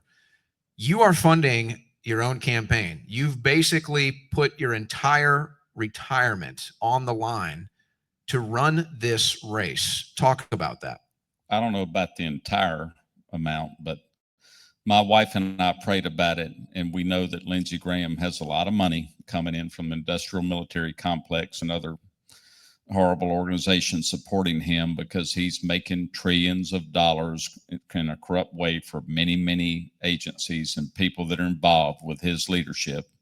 And all that'll come to an end when I get in. So we know all hell will come up against this campaign, but Lindsey's just a man. And when we prayed about it and we went all in, my wife and I agreed because I talked to Roger Stone. I met him down in Florida where he lives, and we had a luncheon with him and our campaign team. And he said, Donald Trump's going to want to see a couple of things. How much skin do you have in the game? And then he's going to want to see your polling. Now, we know Donald Trump has endorsed Lindsey again, and we talk about that when I do presentations. And we just know that it's like Roger Stone said, I have his personal phone number in my cell phone in my coat pocket, and I've known him for 45 years. And if he changes his cell phone number, he'll call me and say, Roger, this is my new phone number, because they love each other. But he says, having said that, I don't know why he does some of the things he does. So all we can come to is that there's a lean Senate majority, and Donald Trump knew he needed Lindsey's vote for the big, beautiful bill and some other things, and that Lindsey could draw a couple of people his way if he didn't want to vote for it. So he's using him. That's part of the game in politics.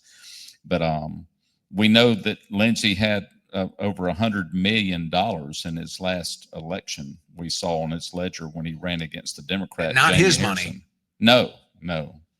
I sign the front of my checks. They don't come from China or the Ukraine or evil places. They come from just hard work, running a business, being a successful businessman. So my wife and I prayed about it, and we moved $5 million of our own retirement fund to seed this campaign launch and let people see we're all in. We're committed. Yeah, thank you. And it's not my money. You know, God owns everything. There was a time in my life where, like every day at the end of the day at work at our company, our family business of 73 years, my father gave me a picture of a modern day businessman wearing a suit like we are, talking to Jesus in two chairs like this apart from each other. And that's the location in my office where that painting is, where I pray and thank God for another day. And years ago, when Sarah and I first got married, we've been married 37 years, standing back up after praying to God and thanking him for another great day, because he didn't make bad days. He doesn't create bad days. That's all our attitude. And I stood up and I realized with an overwhelming, just awesome understanding that the dollar in my wallet, my German Shepherd at home, my wife, these employees, I don't own anything. And then there's this respectful prayer request. God, please help me be a good steward over all of it. And I've prayed the Jabez prayer for years that God would bless me and my entire family today and forever indeed. And that's a prayer that just says, help me be over more of your kingdom work. Help me be a good steward over bigger picture kingdom work. So, you know, Sarah and I were talking the other day. She said, when I met you, I never thought we'd be here running for a United States Senate position. This is insane, you know, but it's just God's work, and he's prepared me with a lot of things, and we're ready to do this. And, you know, I'm here today, and I want to thank Donnie and Jacob and all the guys with the Palmetto group here at the University of South Carolina for helping us put this on. We came here to a Charlie Kirk event, and it was on Green Street right out here, and it was packed. I never could get up to him to say anything, but what a great event. And the second half of the event, the last hour, it started pouring down the rain. I mean, we were all looked like we fell in a swimming pool, and none of the students left. We thought, well, that's the end of this. No, nobody left.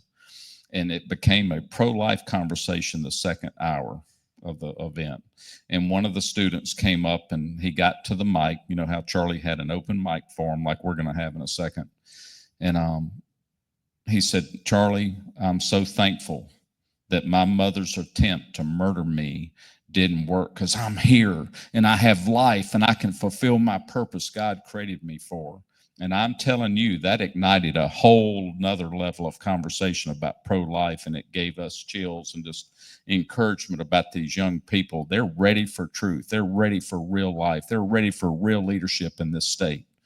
And they want the chance to have a future like we've all had. And they're so thankful. Trump's the president. And that pro-life group and everything Charlie Kirk stood for, and he unapologetically promoted God everywhere he went. And he merged that conversation, because there's never been separation of church and state. The enemies told us that lie.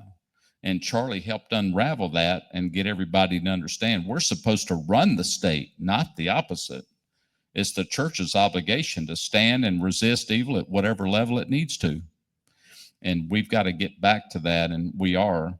And my wife and I, having done mission trips all over the world, we know the next mission trip is the swamp in D.C. And that's where we're going to bring God back first again. And, you know, we're not turning a jet around with terrorists on it. We're not going to come after our guns ever. That should be a law that, you know, you better be careful talking that way, because Pam Bondi or a citizen or whoever you are. I know it's freedom of speech, but it isn't to me to burn an American flag. That's a slap in our face. That's just the most ultimate thing you could do in a true American's face like mine to burn a flag in front of me. And I know that's an expression, but that's an action. That's not words. That's burning what our country is represented by. And, if that's not an enemy of our country, I don't know what is. There needs to be something for that. So we've got to get back and protect our freedoms because they're under siege. We're not one generation away from losing this country. We're one vote away from losing it.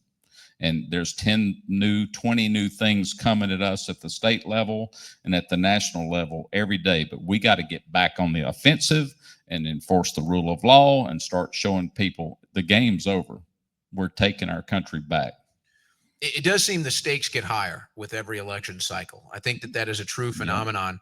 Yeah. And I don't want to get lost here in the fact that you're funding your own campaign because, well, we still need more funding. Of course, you're up against Yeah. the machine. You're up against the Lindsey Graham machine. But the reason why I say this is because that's probably, I'm guessing, less than 1% of candidates for Congress fund their own campaign, especially to a degree that, hey, I can run a campaign with this. Maybe they donate to themselves here or there, but you're all in. To me, that's a bet. What you've done is you've bet not just the dollar amount, but you basically bet your entire life. You said, I've worked my entire life to earn this, and I've worked my entire life to provide for me and my wife and my family. But you know what? I'm going to bet everything instead on the country. I'm going to bet everything instead on the future of America.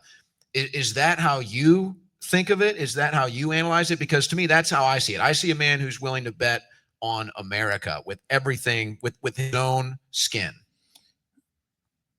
It's a duty, and it's a stewardship responsibility. Our 4 beautiful grandchildren, this young crowd here at University of South Carolina and all over the country, they need the opportunity to have what we have been enjoying all these years.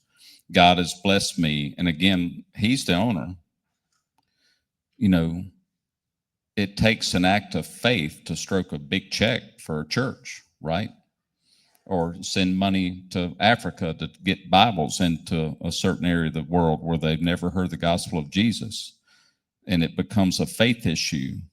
Do I believe that if I seek God first and his kingdom of righteousness, that all these things shall be added unto me, that he talks about in Matthew 6:33 through 34. And it's in a section of Matthew about worry, because we're worried about how we're going to make it, how we're going to live, how we're going to get food, how we're going to have shelter.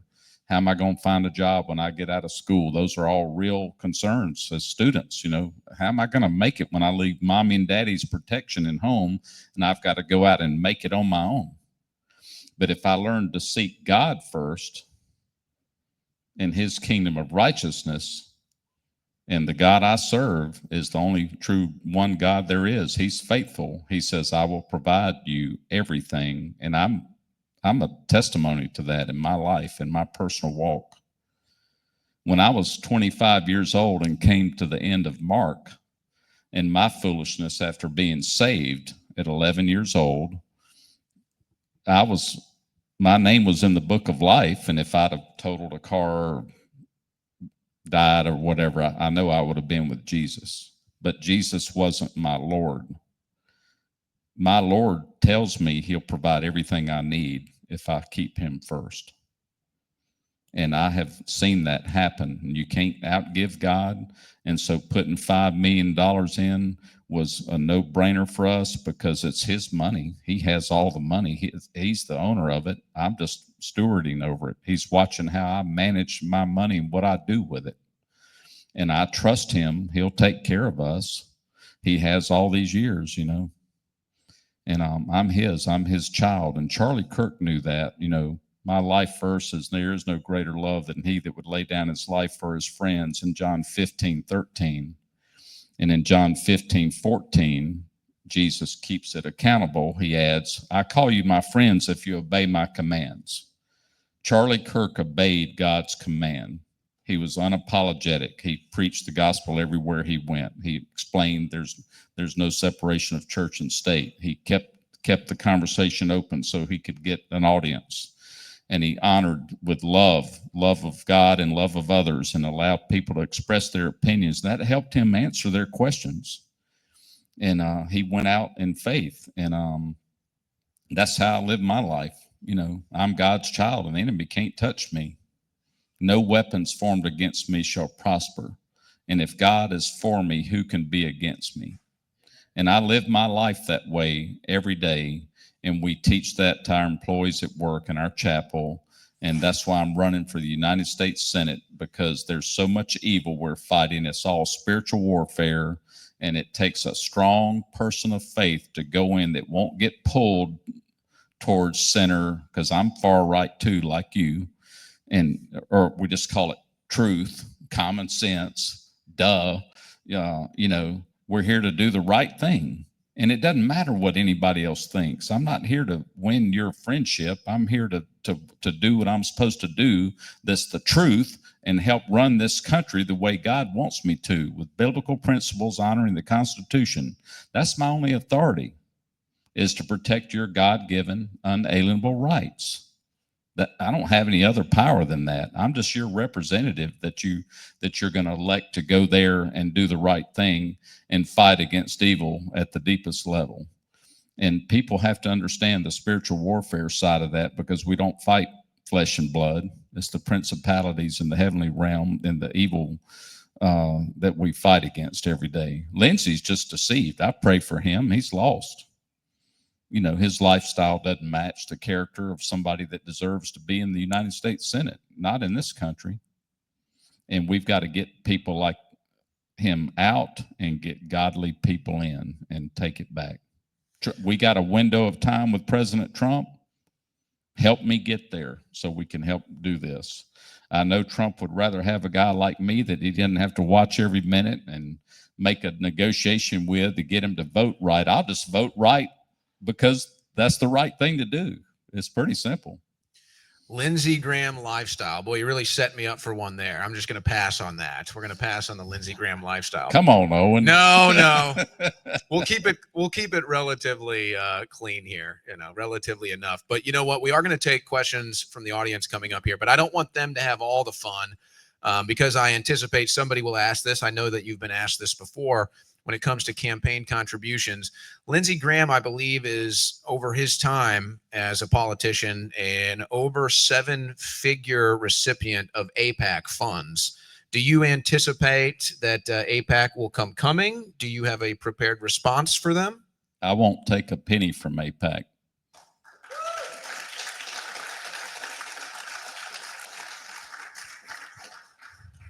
Do you think that this is a major issue that we're facing in Congress? Now, AIPAC gets a lot of the attention, but obviously there's a lot of influence, right? People talk about a lot of different influence factors when it comes to foreign lobbyists. How can we cut this out? How can we return a level of trust to the American people that the massive foreign lobbyists, there's special interests, and then there's foreign interests. How can we get the foreign interest out of politics? By getting the right people in that won't have a reason to come forward anymore. I know they come to the parking garage here in South Carolina with envelopes of cash, and it takes somebody that's not going to get emboldened or leveraged with money, where they're held with something over them, taking the money. Again, there's a decision. Do I press A or B?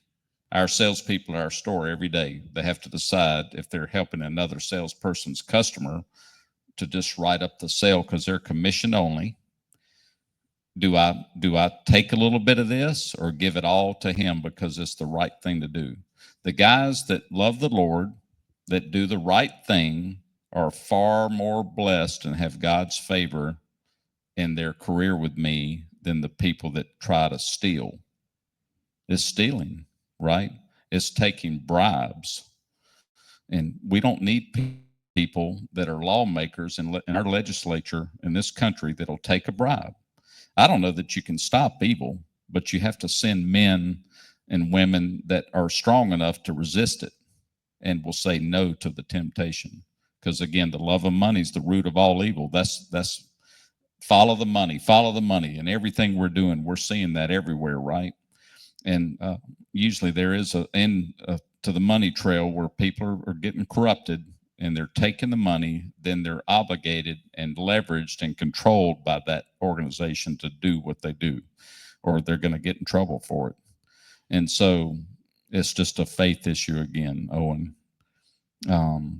Integrity is doing what's right when nobody's looking, and saying no to the money is a big one that only strong enough people with their faith can withstand that temptation. Well, and I think you already have the track record that proves it. You stood up against the COVID tyranny. You stood Yep. up against law enforcement trying to shut you down and all the Yep. threats that came along with that. Right. And then you proved it again when you decided you're going to sign your own check to fund your own campaign, again, which most politicians wouldn't even think. It wouldn't even be a thought that crossed their mind. They'd probably melt like the Wicked Witch of the West underwater. They just, fund my own campaign, just be an empty suit. Mm-hmm.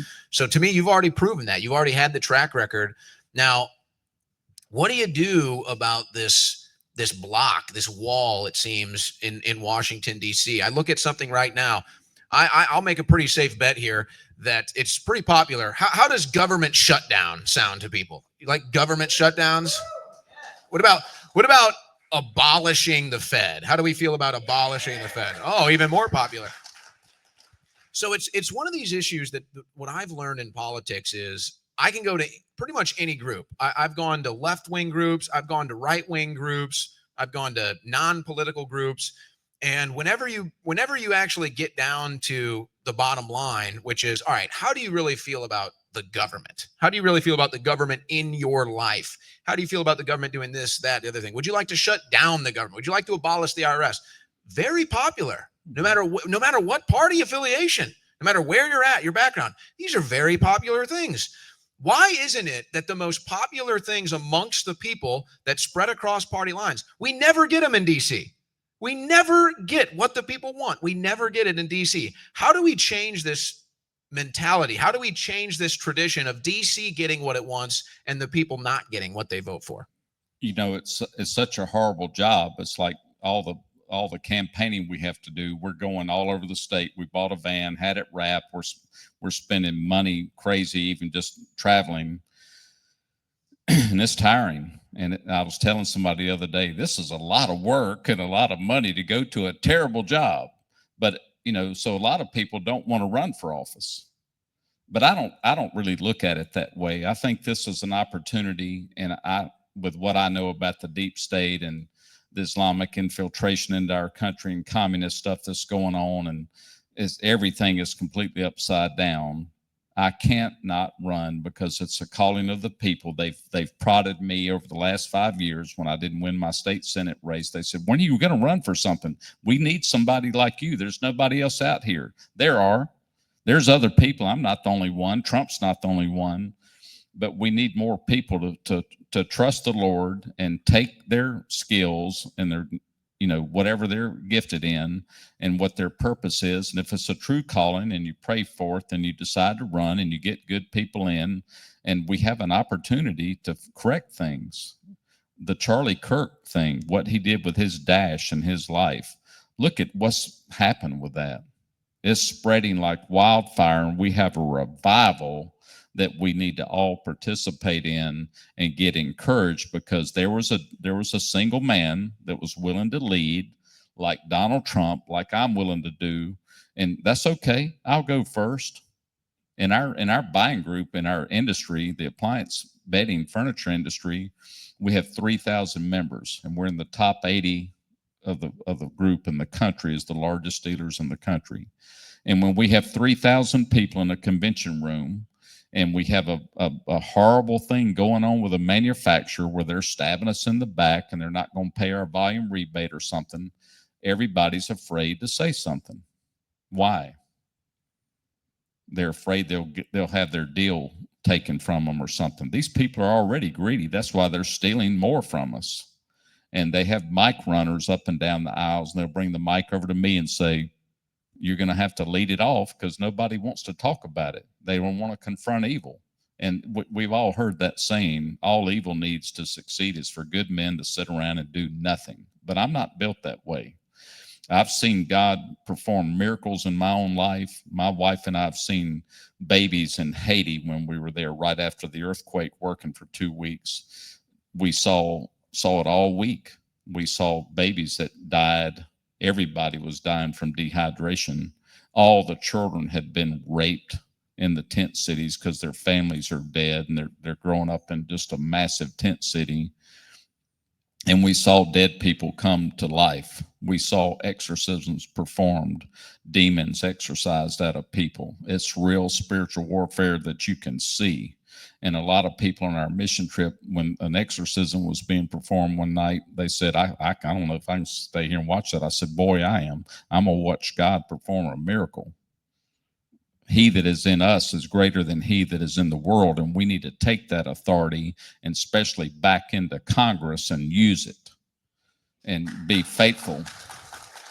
And that's just me. And, do we really believe Charlie Kirk really believed? And the greatest act of love is laying your life down for your friends. And I call you my friends if you carry out my commands. And Charlie did that, and he was a believer, and he was unapologetic about it. And I'm that way too. And I'm not just riding this wave. I was like this before I ever knew Charlie Kirk. I'm older than him. God, family, country is what this is all about. God's first in this campaign. We have a chapel in our store, and we have the flags of Israel and Jerusalem hanging from our ceiling with our other American flags and Don't Tread on Me flags and the Christian flag. We don't have a Christian flag up here, but we have that additional flag in our chapel at our store.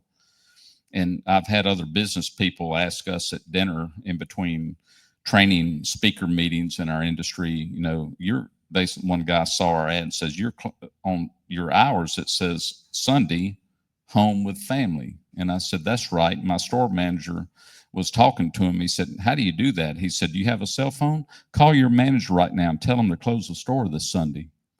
And I said, well, I wouldn't do that this Sunday if your ad says you're open, but you can take that out of your ad and then tell your employees next Sunday you're closed. Are we following what God recommends or not? I don't know. My competitors are open on Sunday. We'll lose business. We need to let them have a few crumbs just to have something to compare, so that people can go see them and then come back and run to us, say, yeah, how noble of you. You're the better choice, but all that's good, but I'm not going to work on Sunday. So why would I put my people through that? I'm not going to work till 10 at night. So why would I ask my employees to do that? It's just common sense decision that's based on us and the customer and what honors God in every decision we make. And that's the way this country will only run. That's the only way. Speaking of running the country, a major thing that I always think about, I always envision, I think the youth is starting to catch up with this in the internet age. Most Americans don't leave the country. They might not get exposed to all kinds of different things, right? The countries that are really less, let's say like Haiti, where they have to deal with a lot of stuff. And then there's upcoming countries, China, the Gulf nation states. And so you kind of, now in the age of the internet, you get a better idea of, okay, where is the world going? Where is it developing? Where are countries struggling? What are the things that they have in common or the things that they don't? But the one thing that I always think about is the potential of American, the potential of the average American, the potential of the country of America. The only politician that I've ever seen really talk about this at all is Donald Trump. He seems to be the only one that gets it. And I think, Trump, obviously he lives in a golden penthouse, right? He lives a lavish lifestyle. So he kind of sees that. He likes nice things. He likes Mar-a-Lago to be nice. He wants his guests, his members there to have the nicest experience. I don't know if you've ever stayed at a Trump hotel, best hotel I've ever stayed at every time. And so I think about the potential of America and how we're not even near where we could be. We're like maybe 10%, maybe less, quite frankly. And as I sit here and I watch the Gulf nation states come up and their metropolitan areas, we're watching all of these cities in China kind of come into the new age. And before people freak out like, oh, you're talking about, no, the dirty commies have better cities than us. We're going to let the dirty commies have cleaner infrastructure and better infrastructure than us? Come on. If China can do it, then certainly we can do it. There's policy decisions with trade. There's other things about keeping the money here instead of going overseas. But when you think about the American potential, what does that mean to you? What do you think America's true potential is compared to what we've seen really for the last couple decades, I'd say? Yeah, and we've let go of that, and we've allowed the enemies of our nation to come in here and start undermining everything and getting involved at the local county council, the state house, and at the federal level in Congress. And like the burning of the cities in 2020, all that happened. And again, that's not America. That's our enemies here doing that. And they're controlling the narrative, and they're buying out the shares of stock on the news. And that's the first thing in warfare: get control of the comms. And so, again, thank you for having a truth podcast for people to receive the true news, because America needs to get back to its potential. We've allowed our enemies to write our college and high school and elementary school curriculums. So they attacked our children. What they didn't do, they didn't kill them in the womb.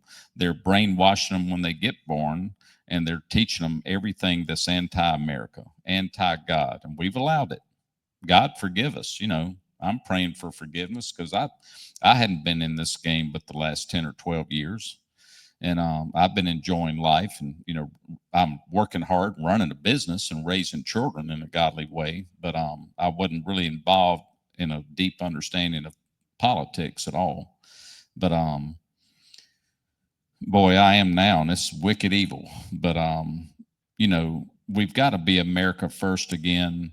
I mean, just keeping our cities clean, going to third world countries for years on mission trips.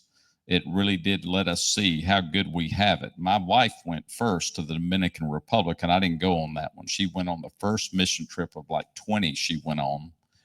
And she came back, and when she got dropped off with her ride, she fell through our doors in tears because of how good we have it. The water won't kill us when we drink it out of the faucet. It almost will now, but Greenville used to have the second best water in the world at one time. But you know what? In those third world countries, when the kids have a rock and a stick, and they don't have any parents, and they're living in a Vision Trust, Christian Child Protection Agency upbringing, where they can have medicine and water and biblical instruction and an education and a safe place to live. And they took them out of a sex trafficking organization and freedom, and they're teaching them about Jesus. Those kids are as happy as they can be, because they don't know what they're missing. But, America allows us to come here and work hard. You get paid for your hard labor.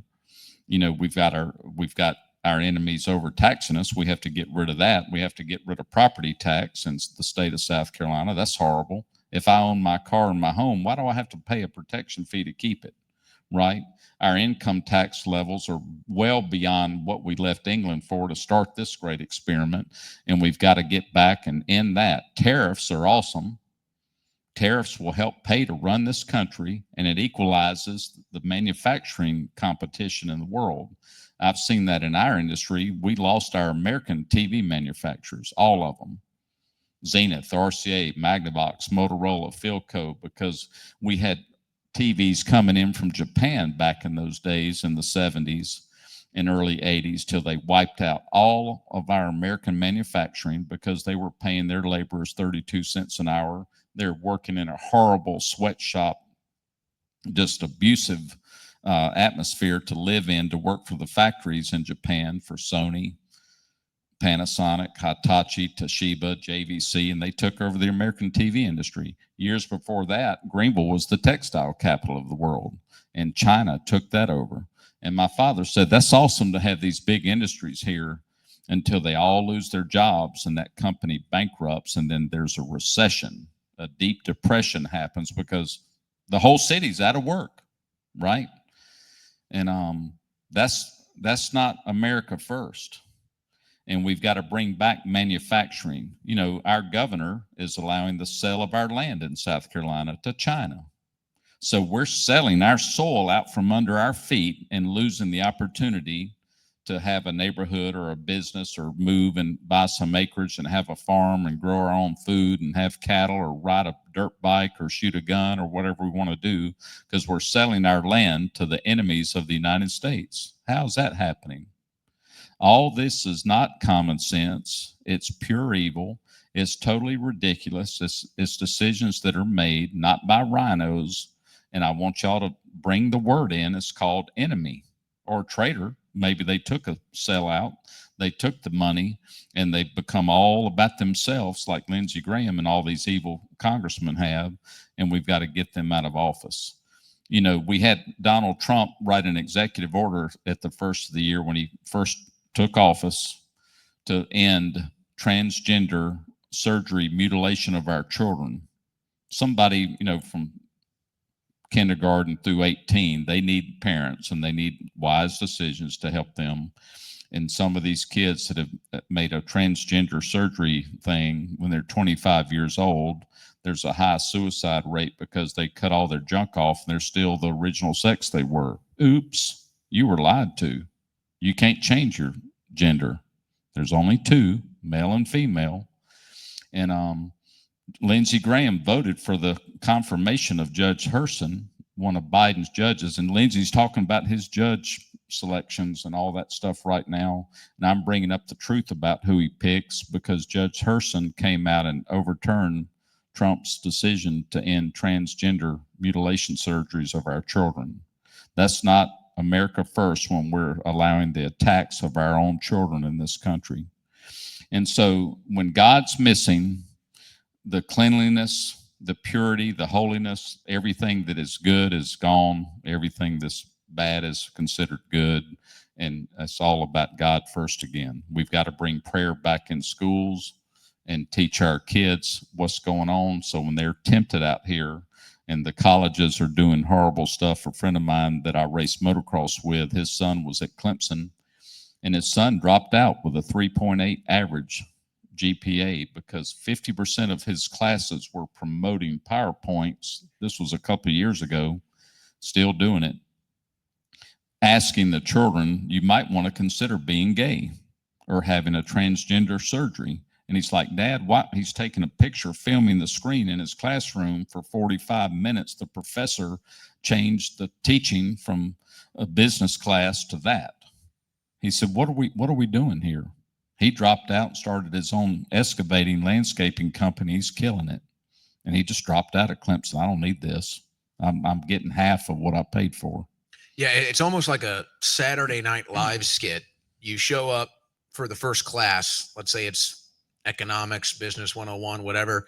You sit down and the professor rolls out a PowerPoint about how you can have a transgender surgery. Right. You're kind of looking around like, is this economics 101? Are we in the right? And it's like, no, this is economics now. We're talking about transgender surgeries. We're talking about identity politics here.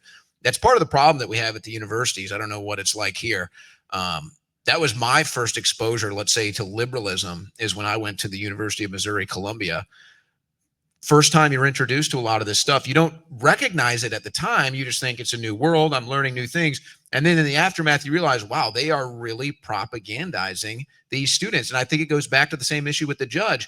These aren't professors. These are left-wing activists that get jobs as professors, and then they indoctrinate the youth is what they do. But I want to stay on topic there. You can't talk about cutting taxes enough. This is another issue where no matter who you ask, the average American says, yes, please cut taxes. It's the best thing you can do for the American economy, in my view, is cut taxes. Let the Americans keep their money. And yet it never happens. 85%, maybe more. If it was put on a ballot today, would you like to cut taxes or just one? Would you cut property taxes? Overwhelming majority would vote to do it. And yet we never get it. We never get the things that we want out of Congress. And it has to change. And I get back to your business instincts, your business success. And I'll use this as kind of a metaphor before we open up to audience questions. You're running the most successful business. You have the most successful business in South Carolina. And somebody comes to you and they say, Mark, you're too successful.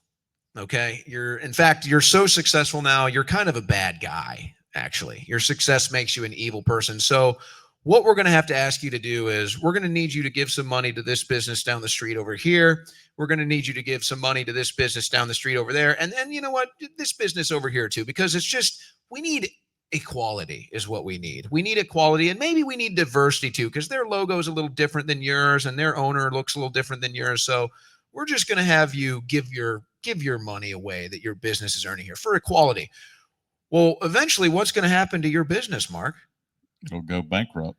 And to me, that's exactly what's happened to the United States of America. We were guilt tripped for being the best country in the world. We were guilt tripped for being the most successful with the highest standard of living. So in come the bleeding hearts, and they say it's too much success. You have to share your success with the world. And now we've been doing that for multiple decades, and look at us now. We have President Trump in Egypt today saying, wow, you guys have safer streets than us. In Egypt, safer streets than us. It should be unacceptable. It should be intolerable. It should be unimaginable. And yet here we are because of this exact thing. And so I think it's time, as we were talking about before, and maybe you can emphasize this before we open up to audience questions, it's time for the American people and the government that does this, it's time to keep our money here. It's time to keep our money here. It's time to rebuild our own infrastructure. It's time to rebuild our own communities, our own metropolitan areas. It's trying to bring back that high standard of living that the Americans used to have that's slowly slipping away because we've been cutting checks to every country around the world. Right. And that's against the Constitution. We're not supposed to give out foreign aid. And we're bankrupt. So don't even come to me with a check request unless it's for fixed expenses. We have to pay rent in our life if we can, if we have any money at all. If we're bankrupt personally, maybe we don't buy a new car right now or a new sofa. We're going to have to live frugally till we get out of debt and get out of bankruptcy before we sign any more checks. But, you know, capitalistic society, one of our salesmen one time was talking about that. There's always somebody at the top. We have 32 salesmen in our company, and somebody's at the bottom. And one of our guys that leaned a little left, and we've kidded him about it over the years, but I think he's come to the right now because he's had enough pain too. We have one of our top salesperson's his name's Rowdy, and Warren was saying, why don't we just let Rowdy just kill it like he normally does and just let him share all that with us? But, you know, that promotes no competition. It's socialism for dummies, which is Marxism later. And people are getting lured into that just to let the government take care of you. And in 2020, COVID did all that. We sent people home, and I didn't have any employees leave, but I had friends who did, and their employees were telling them, why should I come back to work? The government's paying me more than you did to stay home. And we all were learning about all of that. And one thing COVID did is we got to see what our kids were looking at in their computers at home. And we saw the pornography they were teaching and brainwashing our kids into and all the evil stuff. So God still used that time as a time of information where things were getting exposed, and we got to decide whose kids are they. These are our kids, and how dare you teach a third grader what you're teaching them in these curriculums and these school books and online that they're checking out. We started getting involved in finding out what they're doing, and mama bears went to the school board meetings and raised Cain and put an end to all this stuff. So until we get the bad actors out, unfortunately, all of us, we the people, are going to have to show up in droves like we've done at our state house when our political activist organization in Greenville, after my state run, we started the United Patriots Alliance, and Henry McMaster said we're going to appoint a health czar in South Carolina, and he wanted a forensic psychiatrist, Dr. Edward Simmer, that's for forcing the military to take vaccinations or be fired babies in the womb to get vaccinations. And nowadays, with all the information we have about the vaccine, you're just wicked evil or you're just stupid. You can't be in a position, and I don't need anybody dictating to me what my medical freedoms are. I get to decide if I go to a doctor or not. You can wear a mask. I'm not, I don't want to breathe in my carbon dioxide exhale over and over and over. That's just not good for me. I need fresh oxygen coming in. And it doesn't do anything anyway because our eyes are open. And, you know, we've learned that on mission trips. You can't open your eyes in the shower. You'll get Montezuma's revenge because the water's so filthy. But anyway, we fought that, and we took groups of 100 people here to Columbia to the State House right down the street, and we printed up signs. We had about $112,000 come in, and we got cooperative help from other groups in the state, and we showed up in force, and we went to the Senate building, the Gressett building, and got in front of all 46 senators and said, if you dare confirm the appointment of McMaster as health czar, you're finished. You won't be here next year. And we stopped that appointment of a health czar in South Carolina. So it takes a lot of work. Or we live with the consequences of just letting evil plow in and just continue to take everything we have, all the liberties we once enjoyed. They're all going to be gone. And so we're in the fight. And we have to stay in the fight. And, you know, Donald Trump, when he got shot in the ear, stood up and he told his Secret Service guys, wait a minute. He took that moment. That he was still in the fight. Are we willing to go through that persecution and get back up again and get back up again and get back up again and fight? If we don't, it's over, y'all. The enemy's well organized and they're fighting, and we have to be in the fight. And we need leaders like myself and Trump and all of those that are willing to go through the persecution, that have skin in the game, that get in this fight, that are willing to fight for you and be your voice in D.C. or Columbia or at the county level. We got to take America back. It's too good. We can't let this go. We've got to stay in it. Help me. Help me get there. And that's why we need to get Mark Lynch in the Senate, ladies and gentlemen. It's not just that Lindsey Graham sucks, which I think we all agree he does. Beep. Maybe literally, but that's another story. But no, you're an excellent candidate. You're a beyond excellent candidate. And I hope maybe Trump will come around and see what you represent. Maybe he'll put you over the top. I hope that would be the case. And before we go to the audience questions here, you said something, and I think about this all the time. And when we deal with these dirty liberal commies in this country, you said they're always trying to take, right? They're always trying to take. They just always want to take. They always want to take. And I realized something, because what I do is I cover news, I cover headlines. About 2 to 3 years ago, there was this trend in the headlines that was talking about how people that spend time at the gym or exercising tend to lean right wing. And then there ended up being other one-offs of these studies like, oh, right wingers are extremists and Nazis and all this other stuff. But it all derived from the study where they were asking people that worked out 5 days a week, whatever, where are you at politically? And they found out that they lean heavily right. And it hit me when I talk to a lot of these people at the gyms that I go to or play basketball with. It hit me, and I'm like, why is it that culture seems to lean right? And it hit me. It's because you can't take that from me. You can't take that from me. Whatever I do in the gym to gain strength, endurance, whatever, there is nobody that can steal that from you. Only you can earn that, and only you can keep that. And the left hates it. They want to be able to take everything from you. They want to be able to take what you've earned, what you've built, and they want to say, hey, I get some of that. That's not how it works. That's not how the real world works. And when it does go that route, we always see what happens. And it never is good for the people. It never ends up good for the people. So when you think about the people that want to take from you, that's all it is. That's all it is. Anything that they can take, they will. And they've proven it time and time again. Anything they can take from you, they will. And that's why you have to hold on to it for dear life. And that's where we're at right now in this country. We've just done 2 hours with Senate candidate Mark Lynch. We got to defeat Lindsey Graham. He's the one to do it. And we'll talk about the one disastrous foreign policy that Lindsey Graham continues to support very vocally, by the way. Maybe the worst foreign policy decision ever made in the history of this country. And Lindsey Graham can't support it enough. But we're going to take questions from the audience now. So I would have Jordan come back up here. He's going to play another song while we get everybody set up. So anybody that wants to get a question here, we'll have somebody here kind of direct a line, or they'll carry a microphone around. But anybody that wants to ask a question, now is the time to think about it.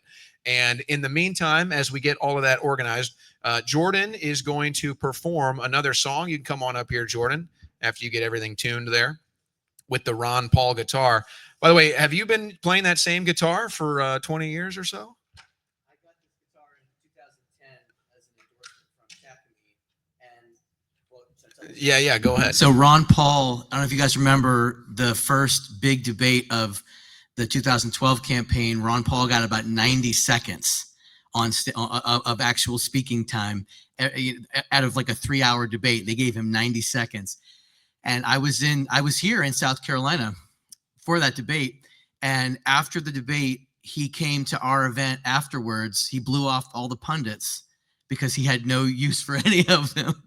And I had a Ron Paul bumper sticker, and I had written a campaign song for him, and I debuted it at that event. It was like 2,000-3,000 people, and I put the sticker on right before I played the song, and he was standing right there. It was just like a really cool moment. So I've just never taken it off. Just never. It looks like it. It looks like it's seen quite a Yeah. few political campaigns now. It has. I've been all over the place. Well, Jordan, what do you have for us next? So I think I have like the perfect song to kind of segue from this amazing conversation. I've supported a lot of political candidates besides Ron Paul, and just sitting here, I met Mark in August down in Texas, actually celebrating Ron Paul's 90th birthday. I met his wife and Evan. I saw my friend Evan, who's one of his political advisor, and I got to meet Mark over Zoom, and we had a long conversation because I always research candidates before I support them. And I was just so struck by his positions and his conviction and his faith. And he just checked all the boxes for me. To put my name and my music next to him is a no-brainer, the same way it was with Ron Paul. But sitting here today, listening to this conversation with you two gentlemen was really inspiring. And I'm like more gung-ho than ever. So any music that you need for your campaign, you got it. I got your back. So I wrote this song back in 2011 when I was traveling around the country, and I had I have 7 children. I have 5 boys and 2 girls, but my oldest 2 boys were only 3 and 2.5 at the time. And I realized that, I'm playing in a world that is dangerous. Speaking truth to power can get you into some sticky situations and get people that you don't want looking at you very hard. And so I had this reality check about that, and I wrote this song for my boys as basically a letter to them about what I wanted them to do if I wasn't around anymore. So it's for my kids and for yours or your future kids. Andrew, can you bring my guitar up a little bit? What's that? Oh, okay. That's good enough. That's good. Thanks. This is called The Message of Freedom.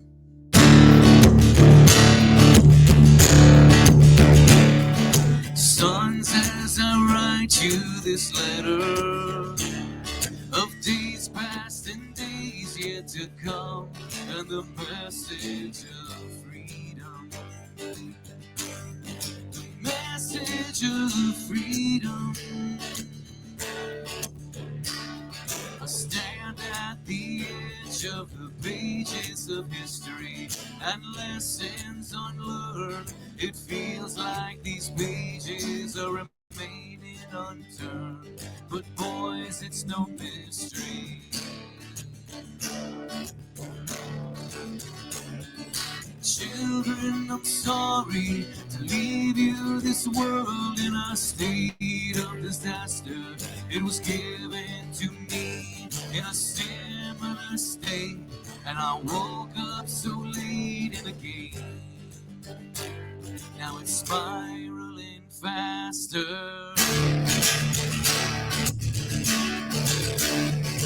Is freedom's the answer? What's the question? Resist the advances of force and aggression. Leave to your children the promise of something more.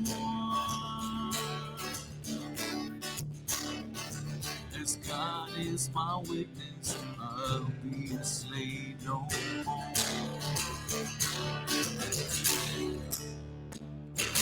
Boys, listen close, for our souls may depend on the actions we take and the causes we choose to defend. So treat every man as a friend and live your own lives in their divine processions and transform your world with your selfless expressions. Reach out your hands, in time you'll understand. Children, one day I'll be gone, and you'll have to remember these words and be strong as you cling to each other, your family, your faith, and your father's song. You've known this all along. This freedom's the answer. What's the question? Resist the advances of force and aggression, and leave to your children the promise of something more. This God is my witness, I'll be a slave no more. Oh, the message of freedom endured every tyrant or second-rate despot the world's ever known. And for one simple reason, the people have kept it alive. Oh, and with no end in sight to the level of violence that men in high places will sink for to silence the will of the people. In you, it must survive. 'Cause freedom's the answer. What's the question? Resist the advances of force and aggression, and leave to your children the promise of something more. This God is my witness, I'll be a slave no more. Oh, freedom's the answer. What's the question? Resist the advances of force and aggression, and leave to your children the promise of something more. This God is my witness, I'll be afraid no more. This life so dear, oh peace so sweet, to be purchased with chains from our necks to our feet.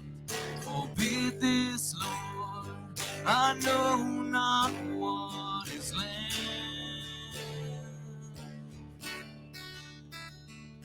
Just give me liberty, or give me death.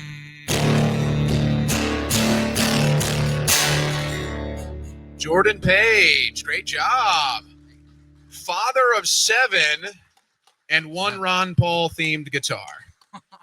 Hey, where can people follow your music if they want to hear more, or if there's any other people that want to hire you for a political event? Where can they find you? Sure, you can find me through jordanpage.net, JordanPage. I'm real easy to find. You can look Jordan Page music anywhere, and you'll find me on all the streaming sites. And yeah, I'm easy to find. Thanks for having me, guys.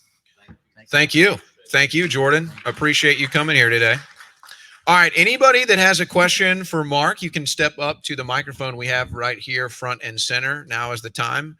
Or if you got a question for me too, I suppose I can field a couple questions, I guess, too. But this is your next senator. So if you have anything you want to say, now's the time. Before he gets in there, he's going to be a little harder to reach. So now's the time.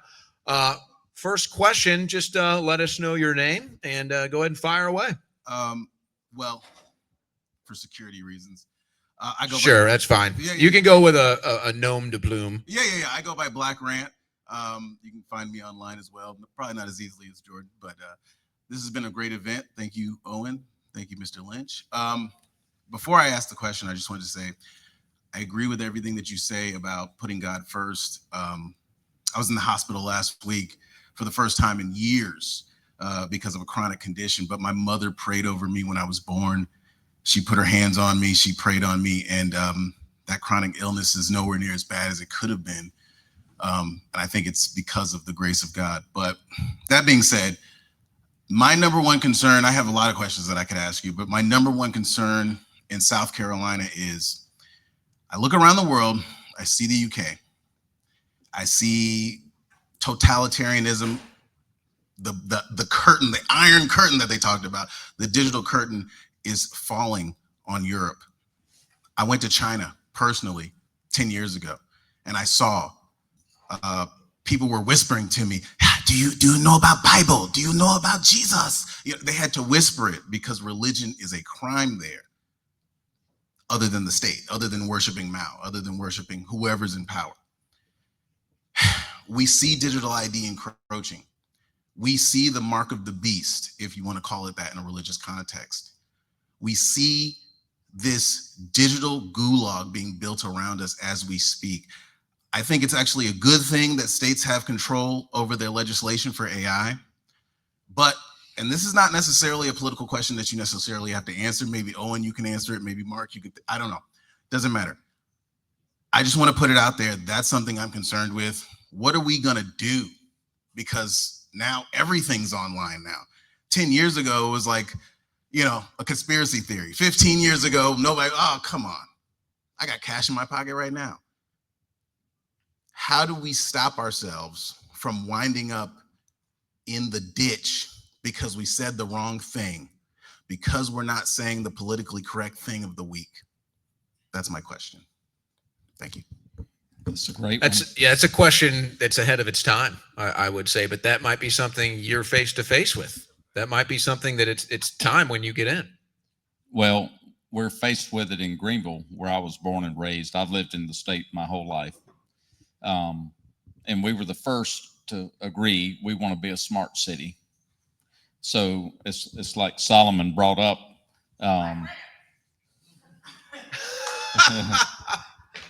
Black Rant, follow him on social media. Yeah. So he's got a great question, because in China, they have social scores and they control their people with that. And they're listening to everything they say. And they start shutting down their ability to buy and sell and have food and other things with all this digital pressure to control their people. Do y'all want that? I don't. I don't want to give somebody over the phone my social security number. They don't have any right to that. It's an invasion constitutionally of our amendments that protect our privacy and our Bill of Rights. And so, and I'm not a fan of AI. I think it's good for certain things if it has major controls over it, but we're going to lose the ability to think and reason and make decisions. And, you know, students can use that to write a paper instead of using their own brain power, and we're dumbing our citizens down. But we don't need to be controlled by government. And that's moving into socialist, communist control right here in America, because they're here and they're in our Congress. And again, we've got to get those bad people out. And that's a no-brainer for me.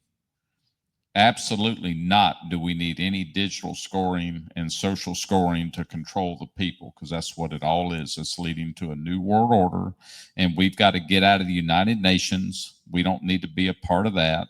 We don't need to have the Federal Reserve, all those agencies that are unconstitutional, that are telling us how to run things. And I'm not really for all this crazy digital currency that we have. I believe we need to get back to gold and silver and bring that back. That's God's method of economy. But the social scoring, all the digital ID stuff has gone way, way too far. We're losing our privacy every second. All these cameras you see, they're putting up everywhere, all over the streets. They'll tell you, no, this is for your security, for your protection. But an evil government that we currently have instilled with the wrong people that are enemies of our country. Again, get off the word rhino, start using the word enemy. Anybody that's doing anything against your freedom is an enemy of America. Face it. We need to call it what it is, and we need to say no to that and stop this and I mean, it's horrible. Lindsey Graham, if he gets 200,000 emails, maybe he would get a signal. Can we get that much? We should be able to in this state of South Carolina, get that kind of pushback against evil stuff and tell him to vote the correct way. And it's horrible that we have to make our employees do their jobs. But no, we don't need any of that. So just to reemphasize here, you think we should be out of the United Nations? Absolutely. And how do we feel about that? All right. Yeah. We have our own sovereignty here. We can run our own country. I don't need a majority of Islamic terrorists with 57%. I think they have in the United Nations telling us you don't need guns anymore because we're going to have a world order and we're going to decide what your laws are. No, you're not. Not while I'm still here. And they tried to do that with the whole attempt at the global government with COVID. All right, I'm going to put you on the spot with this one. This one might get you in trouble. What about NATO? No. We need to run our own thing and decide our own military, America first principles in everything we do. And, that's how that is for me. It's pretty simple. I like that. So is that a campaign platform? Out of Absolutely. NATO, out of the UN? Yep. In the Federal Reserve, in income taxes, get rid of the VA. We have a promise to not leave anybody behind in combat, but we're leaving our veterans behind when they get home. And the VA is a third world, third tier, lower, horrible medical offering for our veterans that were willing to lay their lives down and sacrifice everything. They need a card to go anywhere they want to do and get the best possible medical care that they need. And we've got to focus on this and transition them back into normal civilian life because the suicides are going through the roof. And it's just horrible. And, how would you feel if you were in Afghanistan and fought, and then you see Joe Biden evacuate us with ISIS, and then we're sending $8 billion to Iran and all the crazy stuff we do? That's betrayal of your own military, right? It'd be like me and our company paying our guys commission, but having a website that sells direct to the consumer cheaper than my salespeople can sell it for. I'm betraying my employees. We're being betrayed. We have traitors, and we've got to deal with it. That's good policy, and I doubt Lindsey Graham would be able to take such a principled stand on those issues. He'd probably be up here fumbling around, like at the knees knocking again.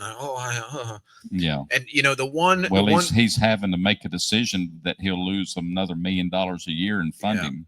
Yeah. And the one foreign policy thing I mentioned earlier, and we'll get ready for the next question here.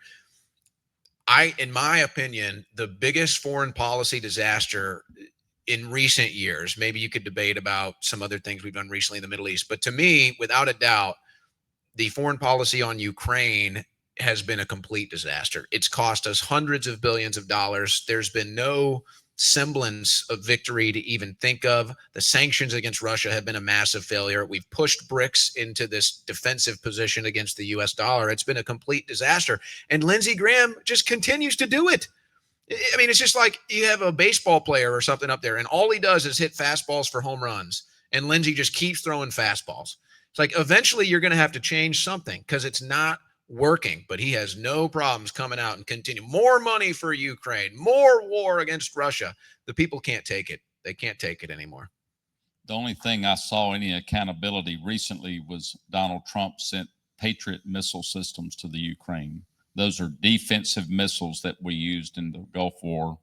And they sent a barrage of missiles out to prevent a rocket from hitting their troops from the enemy. Which is like the last ditch stand because they think Russia's about to go into Kiev. But at least there's accountability instead of sending them cash and trusting that they did the right thing with it. We've seen videos of the Ukraine government dragging husbands and fathers out of their homes to go get them killed on the front lines because all the money we've sent them didn't buy any more military equipment. They're not getting better. They're not winning. There's just people getting rich off of the money that we're all paying that we don't have. We can't write a check, but we're writing checks as a bankrupt nation to give foreign aid that's unconstitutional, that has no accountability, and there's people just cashing in off of it. I'm tired of that. Aren't y'all? Yep. We need to know what's happening to our money, and we don't have the money right now. There's no checks coming.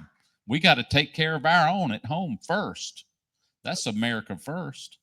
Yeah, and for those listening right now, take that clip and any other of the fine clips tonight from Mark. Take that clip and spread it far and wide, because this is how we're going to defeat Lindsey Graham.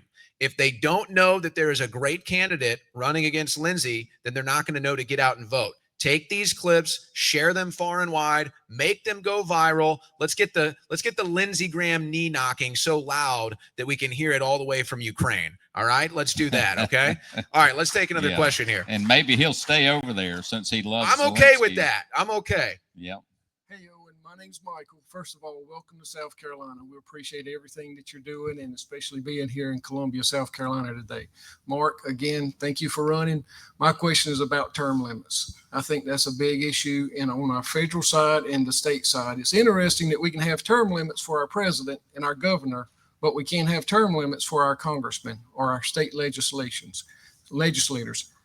How do we get term limits on the state and the federal side? Well, the people want it. And if we work for the people, that's a common sense answer. Yes, I'm for term limits. Lindsey Graham, when he first ran on term limits over 30 years ago. He's still running. He lied. Oops. And yeah, it's crazy. We've got to have that. There's time for fresh turnover that's needed. And again, I'll add a merit clause. I would like to add that just because you have 6 years as a U.S. Senator or 2 years as a House Representative or 4 years as a president, if you show signs of treasonous activity and things like that, then you'll be removed immediately. And we'll have a special election to get a traitor out of our government. Yeah. And I think it was Joe Rogan that suggested if we ever have the technical results that would be classified as a recession, just GDP numbers and such, that if that ever happened, you immediately revote. Everybody in Congress is back up for re-election whenever that happens.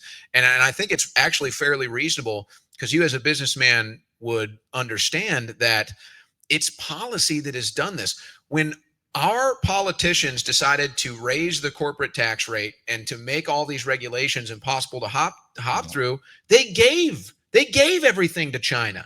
They gave everything to Asia. They gave everything to Central America. We didn't have to do that. We didn't have to force all of our manufacturing and production overseas. We didn't have to do that. It was policy that did that. And it was the foreign interest that made them do it. And maybe the special interest too, that get the cheap labor that we talk about. So these things are a result of policy, which is why I do believe that they are reversible. We just have to get people in there that are willing to do it. Right. We need to make decisions based on common sense, like Trump is talking about, godly values, and make decisions and do it. We don't need to continue dragging it out, and it's just ridiculous. I wouldn't do that. We'll close the store and fix something like this. We don't keep dragging around with it, wasting time. And on that note, dragging it out and wasting time, you know what? Let me just make a proposal here for Lindsey Graham. Just end it. Just end it right now. Just drop out of the race. You had a nice run. You've been in there for decades. You've sucked. There you go. Just drop out. Leave with a good star in your cap and do the right thing. Yeah, I'll tell you, I don't know. I can't promise South Carolina will forgive the transgressions, but we won't be as mean to you. How about that? We'll be a little nicer if he just drops out of the race. There you go. That would be the right thing to do if Lindsey Graham was an American patriot running on term limits. And here he is, 30 years later? Over 30. Jeez, unbelievable. All right, let's take another question. Go ahead, sir. Name is Ken. Mr. Lynch, it's nice to meet you in person. Thanks for having us. Owen, thanks for putting this on. I'm a longtime fan, longtime listener to your show. So anyway, my questions are more so about the local level. Primary-wise, we've noticed in South Carolina with the open primaries, a lot of the reasons the Democrats or I mean, Lindsey Graham keeps getting elected as the Democrats jumping in and voting in our primary and voting for him in ours. And I'm wondering if there's any way of correcting that before November 2026. That's one question. And then the other was, I've noticed in past primaries, particularly in 2014, I had voted for Lee Bright. You might know him.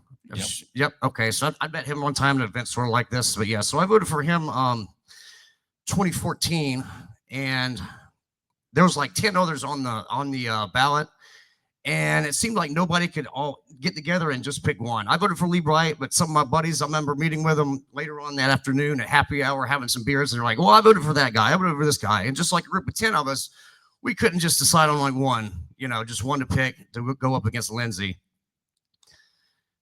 And I guess another question I had was, what do you think of Drew McKissick, head of our RNC here in South Carolina? Do you think highly of him, or do you think we could be doing better? No, he's a traitor.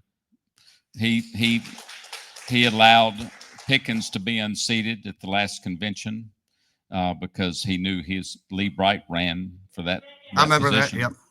And it was horrible. And I've seen it the last two conventions I've gone to, just all the shenanigans he pulls. And he's arrogant and prideful, and he's a narcissist. And, we ran Lynn Wood against him back in 2020, and he wouldn't give Lynn the list. And it was just horrible what he did to him, and shut the convention down and had it by Zoom and cheated the whole thing. And we caught him cheating in Greenville. We reversed it. And by the way, they're doing the same thing to you now, trying to overload the ticket right to water down that alternate vote. Drew McKissick is with Lindsey Graham, and Lindsey Graham's co-chairman are Henry McMaster, the governor, and Tim Scott. And a lot of these people are part of the United States Globalist Coalition, a godless, evil organization that hates America, hates God, that's destroying our country. They come through Liberty Fellowship and Aspen Institute. And y'all need to all check into that and find out who these people are, and you'll see what they're all connected to. And it's the destruction of this country. They're all for LGBTQ, DEI, all the crazy stuff we're fighting to stop. They're for it, and they're using their power in an abusive way. And we're just taking it. We've got to speak up against these people and get them out of office. And they're doing everything they can to maintain their control of their power. And the biggest obstacle I have is the Republican Party, because they're part of the Uniparty, which is part of the left, which is an enemy of our country. That's a godless organization. And it's not the Democrat Party anymore. It's run by Islamic terrorists and communists and evil at the highest level. And so is the Republican Party too. I have people blocking me from speaking. They won't let me come to GOP events. They've stopped events we've had at churches. I've called the pastors back and said, I'm Mark Lynch. I want to talk to you. And I had a pastor apologize. He said, I hope you'll forgive me. I should have listened to you first. I took the word of the GOP chairman in our area, and he made up lies about you. After we were on the phone for 3 minutes, he said, Mark, I can tell who you are. You're coming to my church. And he let us hold a Charlie Kirk prayer vigil there. And we have a campaign presentation stop there after that. And he brought other pastors to meet me and said, Mark's the real deal. These guys are lying to us. What's amazing, because I've experienced the same thing. Whenever you make that first effort, in a serious effort, a good faith effort to get involved in politics, actually have America First policy or anti-establishment policy, however you want to put it, it always seems that the first blockade is the Republicans. It always seems like the first obstacle is the GOP. And it's tough unless your name is Donald Trump or you can fund your own campaign. It's tough. It's tough to break through that barrier. It's tough to hurdle that wall. We deal with the same thing in Texas. I know that it happens across the country. Your final question was about the open primaries. We have limited time, so if you could just have the next person come up there. But yeah, if you want to comment on that. We've got a real bill that Rob Harris put out to close the primaries. Then we got a fake bill that Drew McKissick put out about 4 or 5, 6 months ago to sound like he was for closing the primaries. When he read the detail of it, it was a complete lie. And so we've got to understand what this is. And I mean, if this isn't as the most common sense thing ever. We're allowing Democrats to come in on our primary election to determine the outcome of our elections, and they affect the results. And that's just crazy. It's crazy that we have open primaries in this state, but it's hard to get it passed because most of our people in Columbia, if you look at the Freedom Index, and we have copies of it here, we can show you, where we take the whole last year of 2024 and show you the scorecard of every legislator in Columbia, Congress, the House Representatives, the senators in the state house, and their voting record according to the Constitution. And most of our Republican elected officials are voting worse than the Democrats. It's just like your kids. Yeah, hey, how you doing in your math class? How'd you do? Oh, I aced it. I'm gonna head on and go get on my bike and go play. Well, hang on a second. The mail came today and we have your report card. You're not going anywhere, right? So we have to keep our officials accountable, and we have to know how they're performing. Just like our employees, we review them. And if they're falling out a little bit, we catch them before they get too far out. We don't never not look at what they're doing, but we're allowing that to happen to us, and we've got to get involved and know and educate ourselves and be informed. And you know what I've noticed too is these swamp creatures love to be able to look around and not have anybody pushing the boundaries, because it's almost like they're graded on a curve, right? Right. So if they all come in with a Liberty score of 50%, then they can kind of look around and be like, yeah, I'm as good as you get around here. But if Mark Lynch gets in and he has a Liberty score of 90%, all of a sudden everybody else is going to realize, I better get these scores up. Otherwise, people are going to realize that I actually have an F. But when everybody gets an F, it looks like a C. So that's another reason why we got to get you in. It's all about proper execution of trying to make something change, like we did with the forensic doctor, psychiatrist Edward Summer.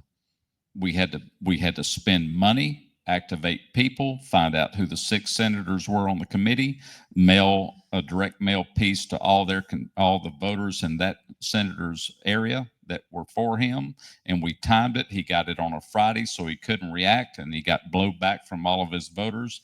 And then we went and took 100 people to Columbia twice and sent another tactical timed direct mail piece out to their neighborhood, and we stopped it.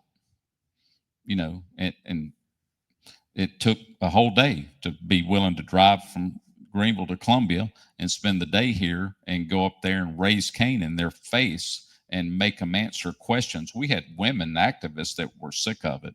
They were following the state senators into the men's restroom, said, I asked you a question and I want an answer. And they couldn't believe it. They didn't like that day. We went to every office of all 46 of them in the Gressett building. And that's what it took. That's the kind of evil we're fighting. You know what? I'll make a prediction. That day's coming for Lindsey Graham. Yep. That day's coming for Lindsey Graham. Amen. And he can hide on all these foreign countries and run around. You're running around the state of South Carolina getting work done. He's running around the world in foreign countries trying to get work done. Maybe that's because he's hiding, because he knows the next time he shows his face, somebody might chase him into the women's room or whatever room he uses. Somebody might chase him in there and ask him some questions. Well, we're done with Lindsey. Lindsey, we don't want to see it, man. All right. Go ahead, sir. All right. This is Michael.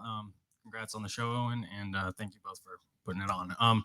So a couple of things. I appreciate the candor. I being able to say it like it is, using the word traitor. Not a lot of people are using that word these days who are actually running for, power positions. I like what I hear about the UN, your position on UN, NATO, digital surveillance, sound money, and the Federal Reserve. I think those are huge for, the masses, basically. Are you willing to look at other things like property taxes and sort of outside of what are some of the most outside of the box platforms or positions you might consider for, at average citizens? And because you can, one of the questions that Owen asked earlier about, what's sort of your vision of the potential of America? And I know that, people like Trump are really good salesmen saying it's going to be the best and the best. How about we start with, home affordability, hiring Americans, putting America first, basically. I think that's a good starting point. What policy positions are you looking at that are maybe outside the box that a lot of others are considering. Oh, and then one more thing on the surveillance thing, the whole thing about surveillance and AI. I would put forward probably that that's been in place for a lot longer than a lot of us would like to admit. You know, there's the 5 eyes, 7 eyes, 20 eyes or whatever. There's the geofencing happening on Christians on the West Coast right now. Would you be willing to fight against the Real ID Act? Because that's sort of a stepping stone there. I want to be able to, you know, it's a state's right to have a government issued ID from the states and travel between the states in our own country. Why do we need a federal ID? Right. Awesome. You get it. You know, a lot of this is part of Agenda 2030 that's coming in. We've been watching it. It's all a communist, Marxist, Chinese thing that we're following because we have those people here in our country driving those policies. So again, all the digital ID stuff, the Real ID 2, all that's crazy that we've allowed it, and we need to fight back and say no to it and end it. It's unconstitutional. It violates our Bill of Rights and everything in the Constitution. It's pretty simple. Things like that, you know, and it's a shame, but maybe we create a Senate subcommittee that looks at a new bill when it comes to the desk for a vote, or for wording legal terms, and to create a bill. If it has any language like that in it, that's a no. It's nullified at that first filter. It doesn't even need any more attention. Get that out of here. That's not an America First thing. That's horrible for our citizens. It's not America First. Big companies and inflation and everything, again, when we do a presentation, we show the enumerated powers of the Constitution. Then we show the hierarchy of the government, how the executive and legislative and judiciary branches are set up and who falls under them and how this country operates. And then we bring in and we mark it all up and show all the unconstitutional agencies below that we've created that are outside of our enumerated powers. Again, we are in an inflationary economy. We're printing money that we don't have. It's not based on anything. It's all digital fiat. It's just money that's based on faith. We believe it means something. It has a value, but it doesn't. Gold takes blood and sweat and tears to get to it, to bring it out of the dirt and create it. And all we have is what's above the soil. That's God's method of economy, not this digital currency that we wake up to like we did in 2006 or whatever, when the Federal Reserve bankrupted everything and took a skim, and GMC and everybody were getting bailouts, and we're all paying for that. And it was just, they took a payoff. We woke up, there was $300 billion stolen from us. So we've got to end that. The other thing about inflation, and one of the Clemson students brought this up about BlackRock and all these companies that are controlling everything and becoming a monopoly, and they're price fixing.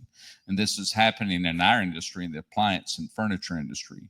The manufacturers are telling us what we have to sell something for. The capitalistic competitive market's gone.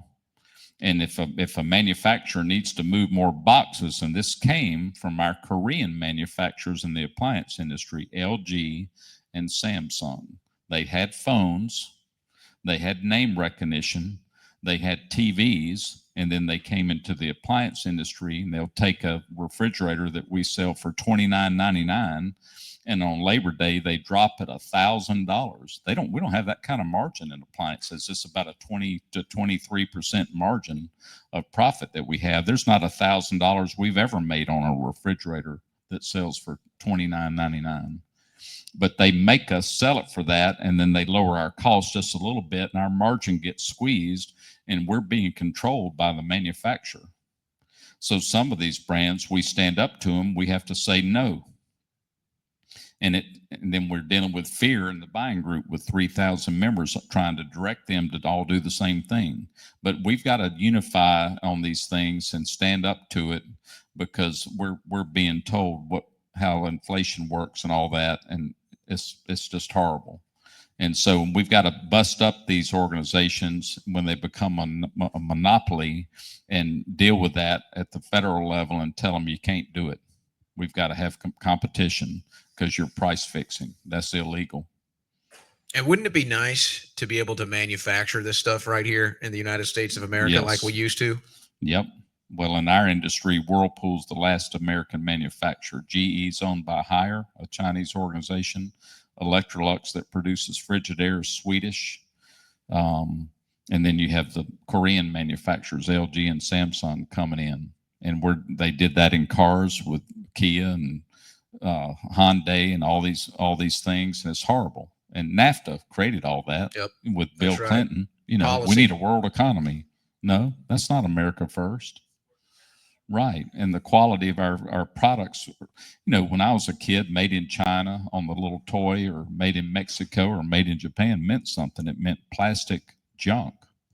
Made in America was built to last, and we took pride in our manufacturing, and it employed Americans and kept our money here inside this country. Just like in the appliance industry, I hope people in Greenville and within a 75-mile radius will do business with us, because we employ 110 people. We collect a lot of sales taxes and all this stuff, and it's about our local roads, our schools. The money needs to stay in South Carolina. The internet was the wild, wild west, and we had to fight that. We had the Main Street Fairness Act lobbyist group, then our buying group, going to D.C. fighting for that, because people would look at our store, get education from our top salespeople that had been there 25 years, and they go home and order it online and not pay any sales tax. And that's a lot of money. You know, we did all the work, except we just didn't get the sale, and the money left South Carolina and went to Washington State or New York or something. And it took years fighting that with everything we had to get that corralled and stopped. You know, but it's all about doing what it takes to stop evil. Thank you. Appreciate that. It's nice that you decided to come back after everything you endured for the last time. Yeah. So I appreciate that. Thank you, Mr. Lynch, for being here tonight. My name is Elizabeth. I sit on a local school board here in the Midlands. And I have kind of a two-part question for you. And I was wondering, first of all, what are your thoughts on the school boards becoming a partisan position? I ran for school board back in 2020 during the COVID situation. And kind of like you were saying, it was simply because I did not understand how these things were happening in our schools, and nobody was standing up and speaking out about it. I had a first grader that was learning how to write his ABCs on a laptop using a mouse and a keyboard. And out of 17,000 students in our district, I didn't see anybody else standing up to run. So now I'm in a kind of 3-person conservative minority of a board. And I'm just curious what your thoughts are on the partisan potentially race of school board members, and also your thoughts on having superintendents of education in various districts being an elected position. Can we be partisan? You know? I agree. But my thought process is a lot of times people get voted into office, and it shouldn't be one, especially to get in our schools. That should not be something that is a partisan type of elected position. But at the same time, we've kind of seen what's happened since COVID, especially. And we seem to kind of be going in that direction. So I'm just curious as to what your thoughts are. I'm just about a godly position with prayer back in schools. I mean, we need to remind people of the definition of America. We speak English here. We love God, the one true God. We're one nation under God. You can believe ever how you want to, but we have certain definitions of what we stand on, and we're going to teach the truth in schools and our true history, and we're going to bring prayer back in schools, and we're not going to let porn be taught in the school books, in the 3rd grade books that our school board in Greenville found out about. And if you're for all that, it doesn't really matter what party you're for, but you can't be involved in raising our kids and dictating to them and brainwashing them into evil. It's got to get out of the schools. So, because Democrat, Republican working together, I can't work with the enemy. I'm not going to sit down at the table of the enemy and work with them, you know. Yes, sir, I agree. My second question is, as far as fiscal responsibility, a lot of people kind of skip over school boards when it comes to that. And there's been multiple stories across the country of fiscal irresponsibility within school districts. What are are your thoughts and plans when it comes to making sure that school districts are financially held accountable? Well, I don't know if you'll like this answer. I'm for homeschooling at this point. The public school system's broken, and we need to take a break. And if we all pull out, just like in our buying group, when we can get all of the dealers to say no to a manufacturer and the purchase orders stop, then they're willing to listen, you know. And we've got a big movement in the country about homeschooling. I'm so proud of it. And we have our TD Center, big convention center in Greenville. There's curriculums approved, Christian teaching, godly moral values, again, about America first principles and teaching the heritage of this great nation. And that's what my grandchildren are going to have. My daughter and our daughter-in-law both agreed we're homeschooling. They've seen what's going on. And so I'm for that. I don't know that we can save how bad it is in public schools, and we need to all walk away from it and let them see we're tired of it. Unified together, make a decision that's best for our children, you know. So that's what I'm for. Thank you. All right. She's got her phone out. She's ready to go. I'm not here to throw hands. I am a cybersecurity professional, and I'd be interested to hear your take first on Governor McMaster's South Carolina Critical Infrastructure for Cybersecurity Initiative. Do you have any thoughts on that? Or I haven't read his initiative. I would study it really well because, you know, during COVID, when he locked us down 33 consecutive 15 weeks in a row, he should have been arrested. And then he came out when he ran again and talked about how great he led at South Carolina through COVID. And he's the co-chairman of Lindsey Graham's campaign. And if all I know as a voter that Lindsey's stance is for killing babies up to 15 weeks and in 9 states signing a bill that puts our taxpayer, puts us in bondage to evil in a blood pact to kill children in 9 states up to the moment before birth. And he signed on to that man's campaign. So I haven't read any of that. I haven't heard about it, but and he's allowing the selling of our land to China as the governor of our state. I don't know that I would trust any new thing he's come out with. I'm glad he's termed out. Term limits are good. Understood. The reason I was asking is because I know that it's a part of, it covers cyber protection for the 15 critical infrastructures in the state of South Carolina, so that if the federal government were completely shut down, we would be able to get back up and running and be entirely independent of the federal government in the event of a nationwide cyber attack. So that was why I was curious about that. It's interesting. I'll look at it. I don't know. I haven't seen it. No worries. And then my last thing was, I'd also like to hear your take overall just on your stance on technology, what you would like to do with it for the state of South Carolina and in the Senate. I know there's a bill right now that they're working to pass. It's HR 2384, the Financial Technology Protection Act. It would establish a working group to combat terrorism and illicit financing using those technologies. So just wanted to hear overall, like, your take on technology, what you'd like to do for the state of South Carolina in terms of education for students in cyber, and on getting our tech manufacturing back in the United States, because we are far too dependent overseas on getting our software, our chips, everything like that. So mostly an overall general curiosity on your stances on those things. Yeah, all that's awesome. We need to be manufacturing our own chips here. We saw that in the appliance industry during COVID. Everything has computer technology and modules in it today, and we don't make anything. We need to bring all that back here and take that over and manufacture everything we can back in this country.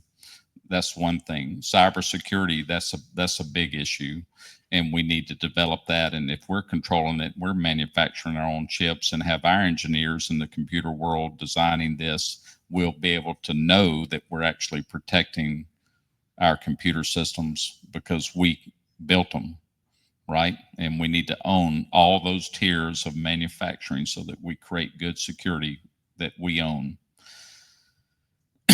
We can't work with China anymore. You know, we need to get all that back and get it here.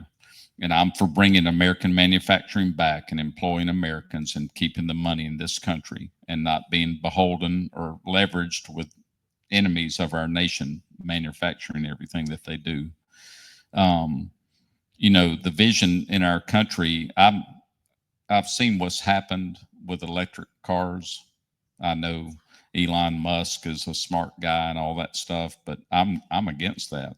When you study what one battery takes to manufacture that and all the pollution that causes, that's against everything electric car manufacturing talks about. So it's about knowing the whole process. And it's not working, and car dealers are finding out they're not selling. And we already have gasoline and diesel working. We need to just stay there and work on other things. And we got to get our food manufacturing back too, and our farmland in the country, and reward farmers and quit paying them, the evil organizations that are paying our farmers to dump their milk out, burn their fields, sell their cattle.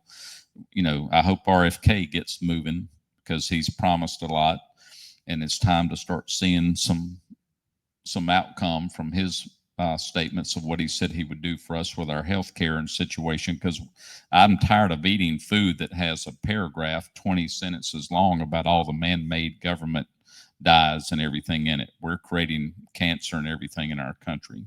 We've got to make America healthy again. And it's, you know, if you're going to do that and if you're in charge of it, it's time to start seeing results. I'm about executing policy and getting across the finish line. A lot of times in business and in life, we talk about stuff over and over and over. We never go take the first step to score and get the touchdown. We've got to score and start finishing what we're talking about. So yes, we've got a lot of work to do in America. Thank you. All right. Those are good questions. All right, we'll squeeze one more in here. Final question. Want to say thank you first for coming out. I agree we should dump Lindsay. He's been in there way too long, so I'm glad you agree with the term limits. I had a question on whether or not you agree with the death penalty. As a pro-life Christian man, I know one of our gubernatorial candidates, Nancy Mace, thinks that we need stricter punishments for crime in our state. And, you know, being that you are pro-life, what are your thoughts on death penalty? So It's a nice softball to close it out for you. yeah, I like it. No, that's some of the biggest questions we have in a lot of our pro-life candidates in the state house, in the Freedom Caucus, that are endorsed by Equal Protection South Carolina, like I am, had that as a hit piece that came out against them that said the Freedom Caucus members were for serving our mothers the death penalty in our state. You know, I researched the death penalty in South Carolina. There's only been 12 executions in our state since 2000 in 25 years. You have to ask yourself, is the baby formed at conception or not? I believe it is. And you can look on YouTube, and they have a video now that shows a beam of light happens when sperm fertilizes the egg and a new life is created. It's not okay to murder that child at any stage in the womb. And so do we believe our judiciary systems in the state or in the country are going to start executing women for an abortion or murdering their child in the womb? I don't believe they will. And but it is murder. And then what we're trying to do is promote life, not death. We've got to stop the murder of 60 million people and growing in our country. That's what we're talking about. We're not talking about the death side. And before, how many mothers were executed before Roe v. Wade? I don't know of one. But it was against the law. And so that's what we're going to go back to. And I'm going to fight as hard as I can. That's my biggest priority, is to stop the murder of our children. That's my number one platform. Until we do that, God's hands and his blessings off our country. He's a just God, and we can't murder our own, or I can't swear to an oath of office as a U.S. Senator and be okay with abortion still. I can't. Not. Thank you.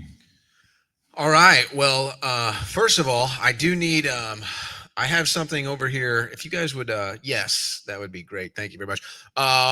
We want to thank the University of South Carolina for having us. We want to thank everybody for showing up here. We want to thank the Palmetto Party for making this happen. We want to thank everybody for tuning in tonight as well. Yes, thank you. And this is my final message. It's time for America, specifically South Carolina. It's time for you to dump Lindsey Graham. Okay? Now, if you had a wife, girlfriend, boyfriend, whatever, significant other, and they kept cheating on you and lying to you and selling you out, you would dump them. So it's time to dump Lindsey Graham. That's a very important step to making America great again, is getting this swamp rat out of Washington, D.C. Now, that's my final words as I put on my official dump Lindsey cap here. But Mark, why don't you tell people the best websites to follow your campaign, how they can support your campaign, and what you're up to next? Yeah, go to lynch4senate.com. We have a link tree available that'll take you to our X page, Facebook page, everywhere we are on digital and social media. How do we win this? Believe, fight. I need you to hit your knees in prayer and pray for this campaign, because it's spiritual warfare. America has spoken, and South Carolina has spoken. They're tired of lawyers. They're tired of career politicians. They want a businessman. They want a God-fearing patriot that won't compromise, that'll hold the line, that has integrity and courage and will do what he says, and that's me. And so pray for us. If you want to donate money, we need money. I seeded $5 million. We need more. $5 million is going to barely get the basic stuff we have to do. We're running some heavy TV commercials right now. We bought the signs that it takes for a statewide race was $35,000 to buy the signs that we brought tonight for you to stick in your yards and put them out so people can hear about us. The best thing you can do is have a meet and greet and bring everybody in your community, and they're in your phone. Call your friends and your neighbors and the people you do carpool with or church with, and tell them, I met this guy and I believe in him. If you do, if you don't, you won't. I'm talking to the people that do believe I'm the right choice. You'll call your friends and neighbors and help us. Word of mouth is the best testimony. And show up and remember to tell everybody the primary is June 9th.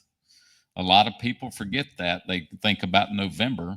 And the candidate that we need, the one true candidate that's going to weed himself out to go to the general, you got to come get me in on the primary. June 9th is the date. Write it down and stay committed to it. It's not too late, y'all. We've got a lot of work to do. I will be a big influence with other senators when we're in the restroom or out in the hall or at the lunch break.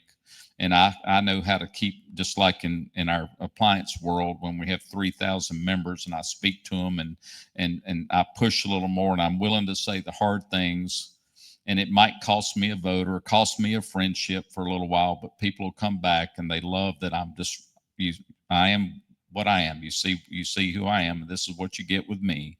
And I just tell the truth like Donald Trump, and it might offend somebody, but being offended's an option, And I'm not going to hold back on what I say, being worried about offending you. And I saw a guy like that when he brought that up, and we talked about that. He became one of my greatest endorsements because I didn't fold when I had the tough pro-life question. We've got to end abortion, and we've got to do it. And we got to help these women understand it's all about life. That's what this country is all about: life, liberty, and the pursuit of happiness. And I'll say this too, then I'll end on this. I've had a lot of people come up to me and say, I like what you say and I like your platform and all that, but I just don't like, saying dump Lindsey. And one lady, I said, ma'am, I'm sorry. That's as nice as I can say it when somebody's betraying this country, stabbing us all in the back. He needs to be arrested for treason. He's signed up to kill babies in the womb, and he's getting rich doing all this stuff. And that's as nice as I can say it. Are you kidding me? It's time to get real and get rid of these traitors. Will y'all help me do it? Thank you. Well said. Couldn't have said it better myself. Dumping Lindsay would be the nicest thing that we could do for him. And, we'll let people read in between the lines. You know what God says? I'm holy, so be holy. And a pastor friend of mine from Africa told me this. He said, holiness is loving what God loves and hating what God hates. The path to heaven is narrow. There are people that will go to hell, and God gave his life for all of us through his son Jesus on a cross. He took the payment for our sins in full. Man, I've got it made. I've got it made. I'm going to spend eternity in heaven. But a loving heavenly Father, our Creator, will put people in hell that choose to go there. And so we have to stop being Christianese about all this stuff going on. I don't want to upset the apple cart. We got to get real and upset the apple cart and get these people out of here.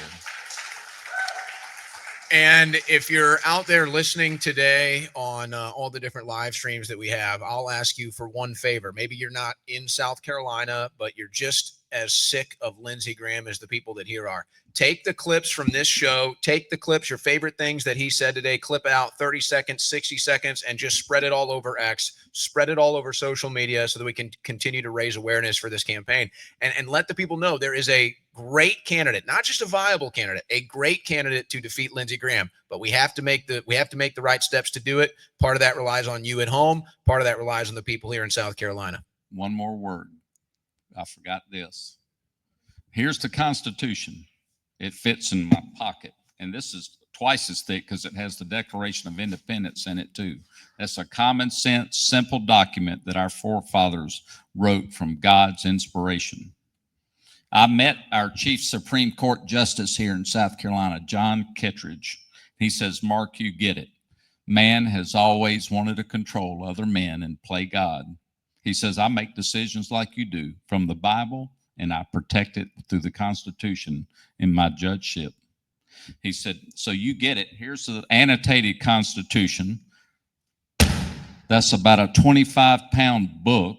And he says, now man is controlling man with their case law work they've done because they got off this that was your God-given unalienable rights that were protected, that God inspired our framers.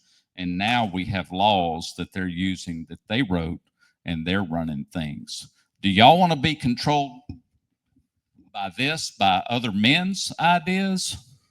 Or do you want to be controlled by your framers' Constitution? That's what we'll get back to. Amen. Well said. Mark Lynch to defeat Lindsey Graham coming up this June. Remember, if you're in South Carolina to vote. Remember, if you're listening to this and you want to get rid of Lindsey Graham, to cut these clips out, share them far and wide.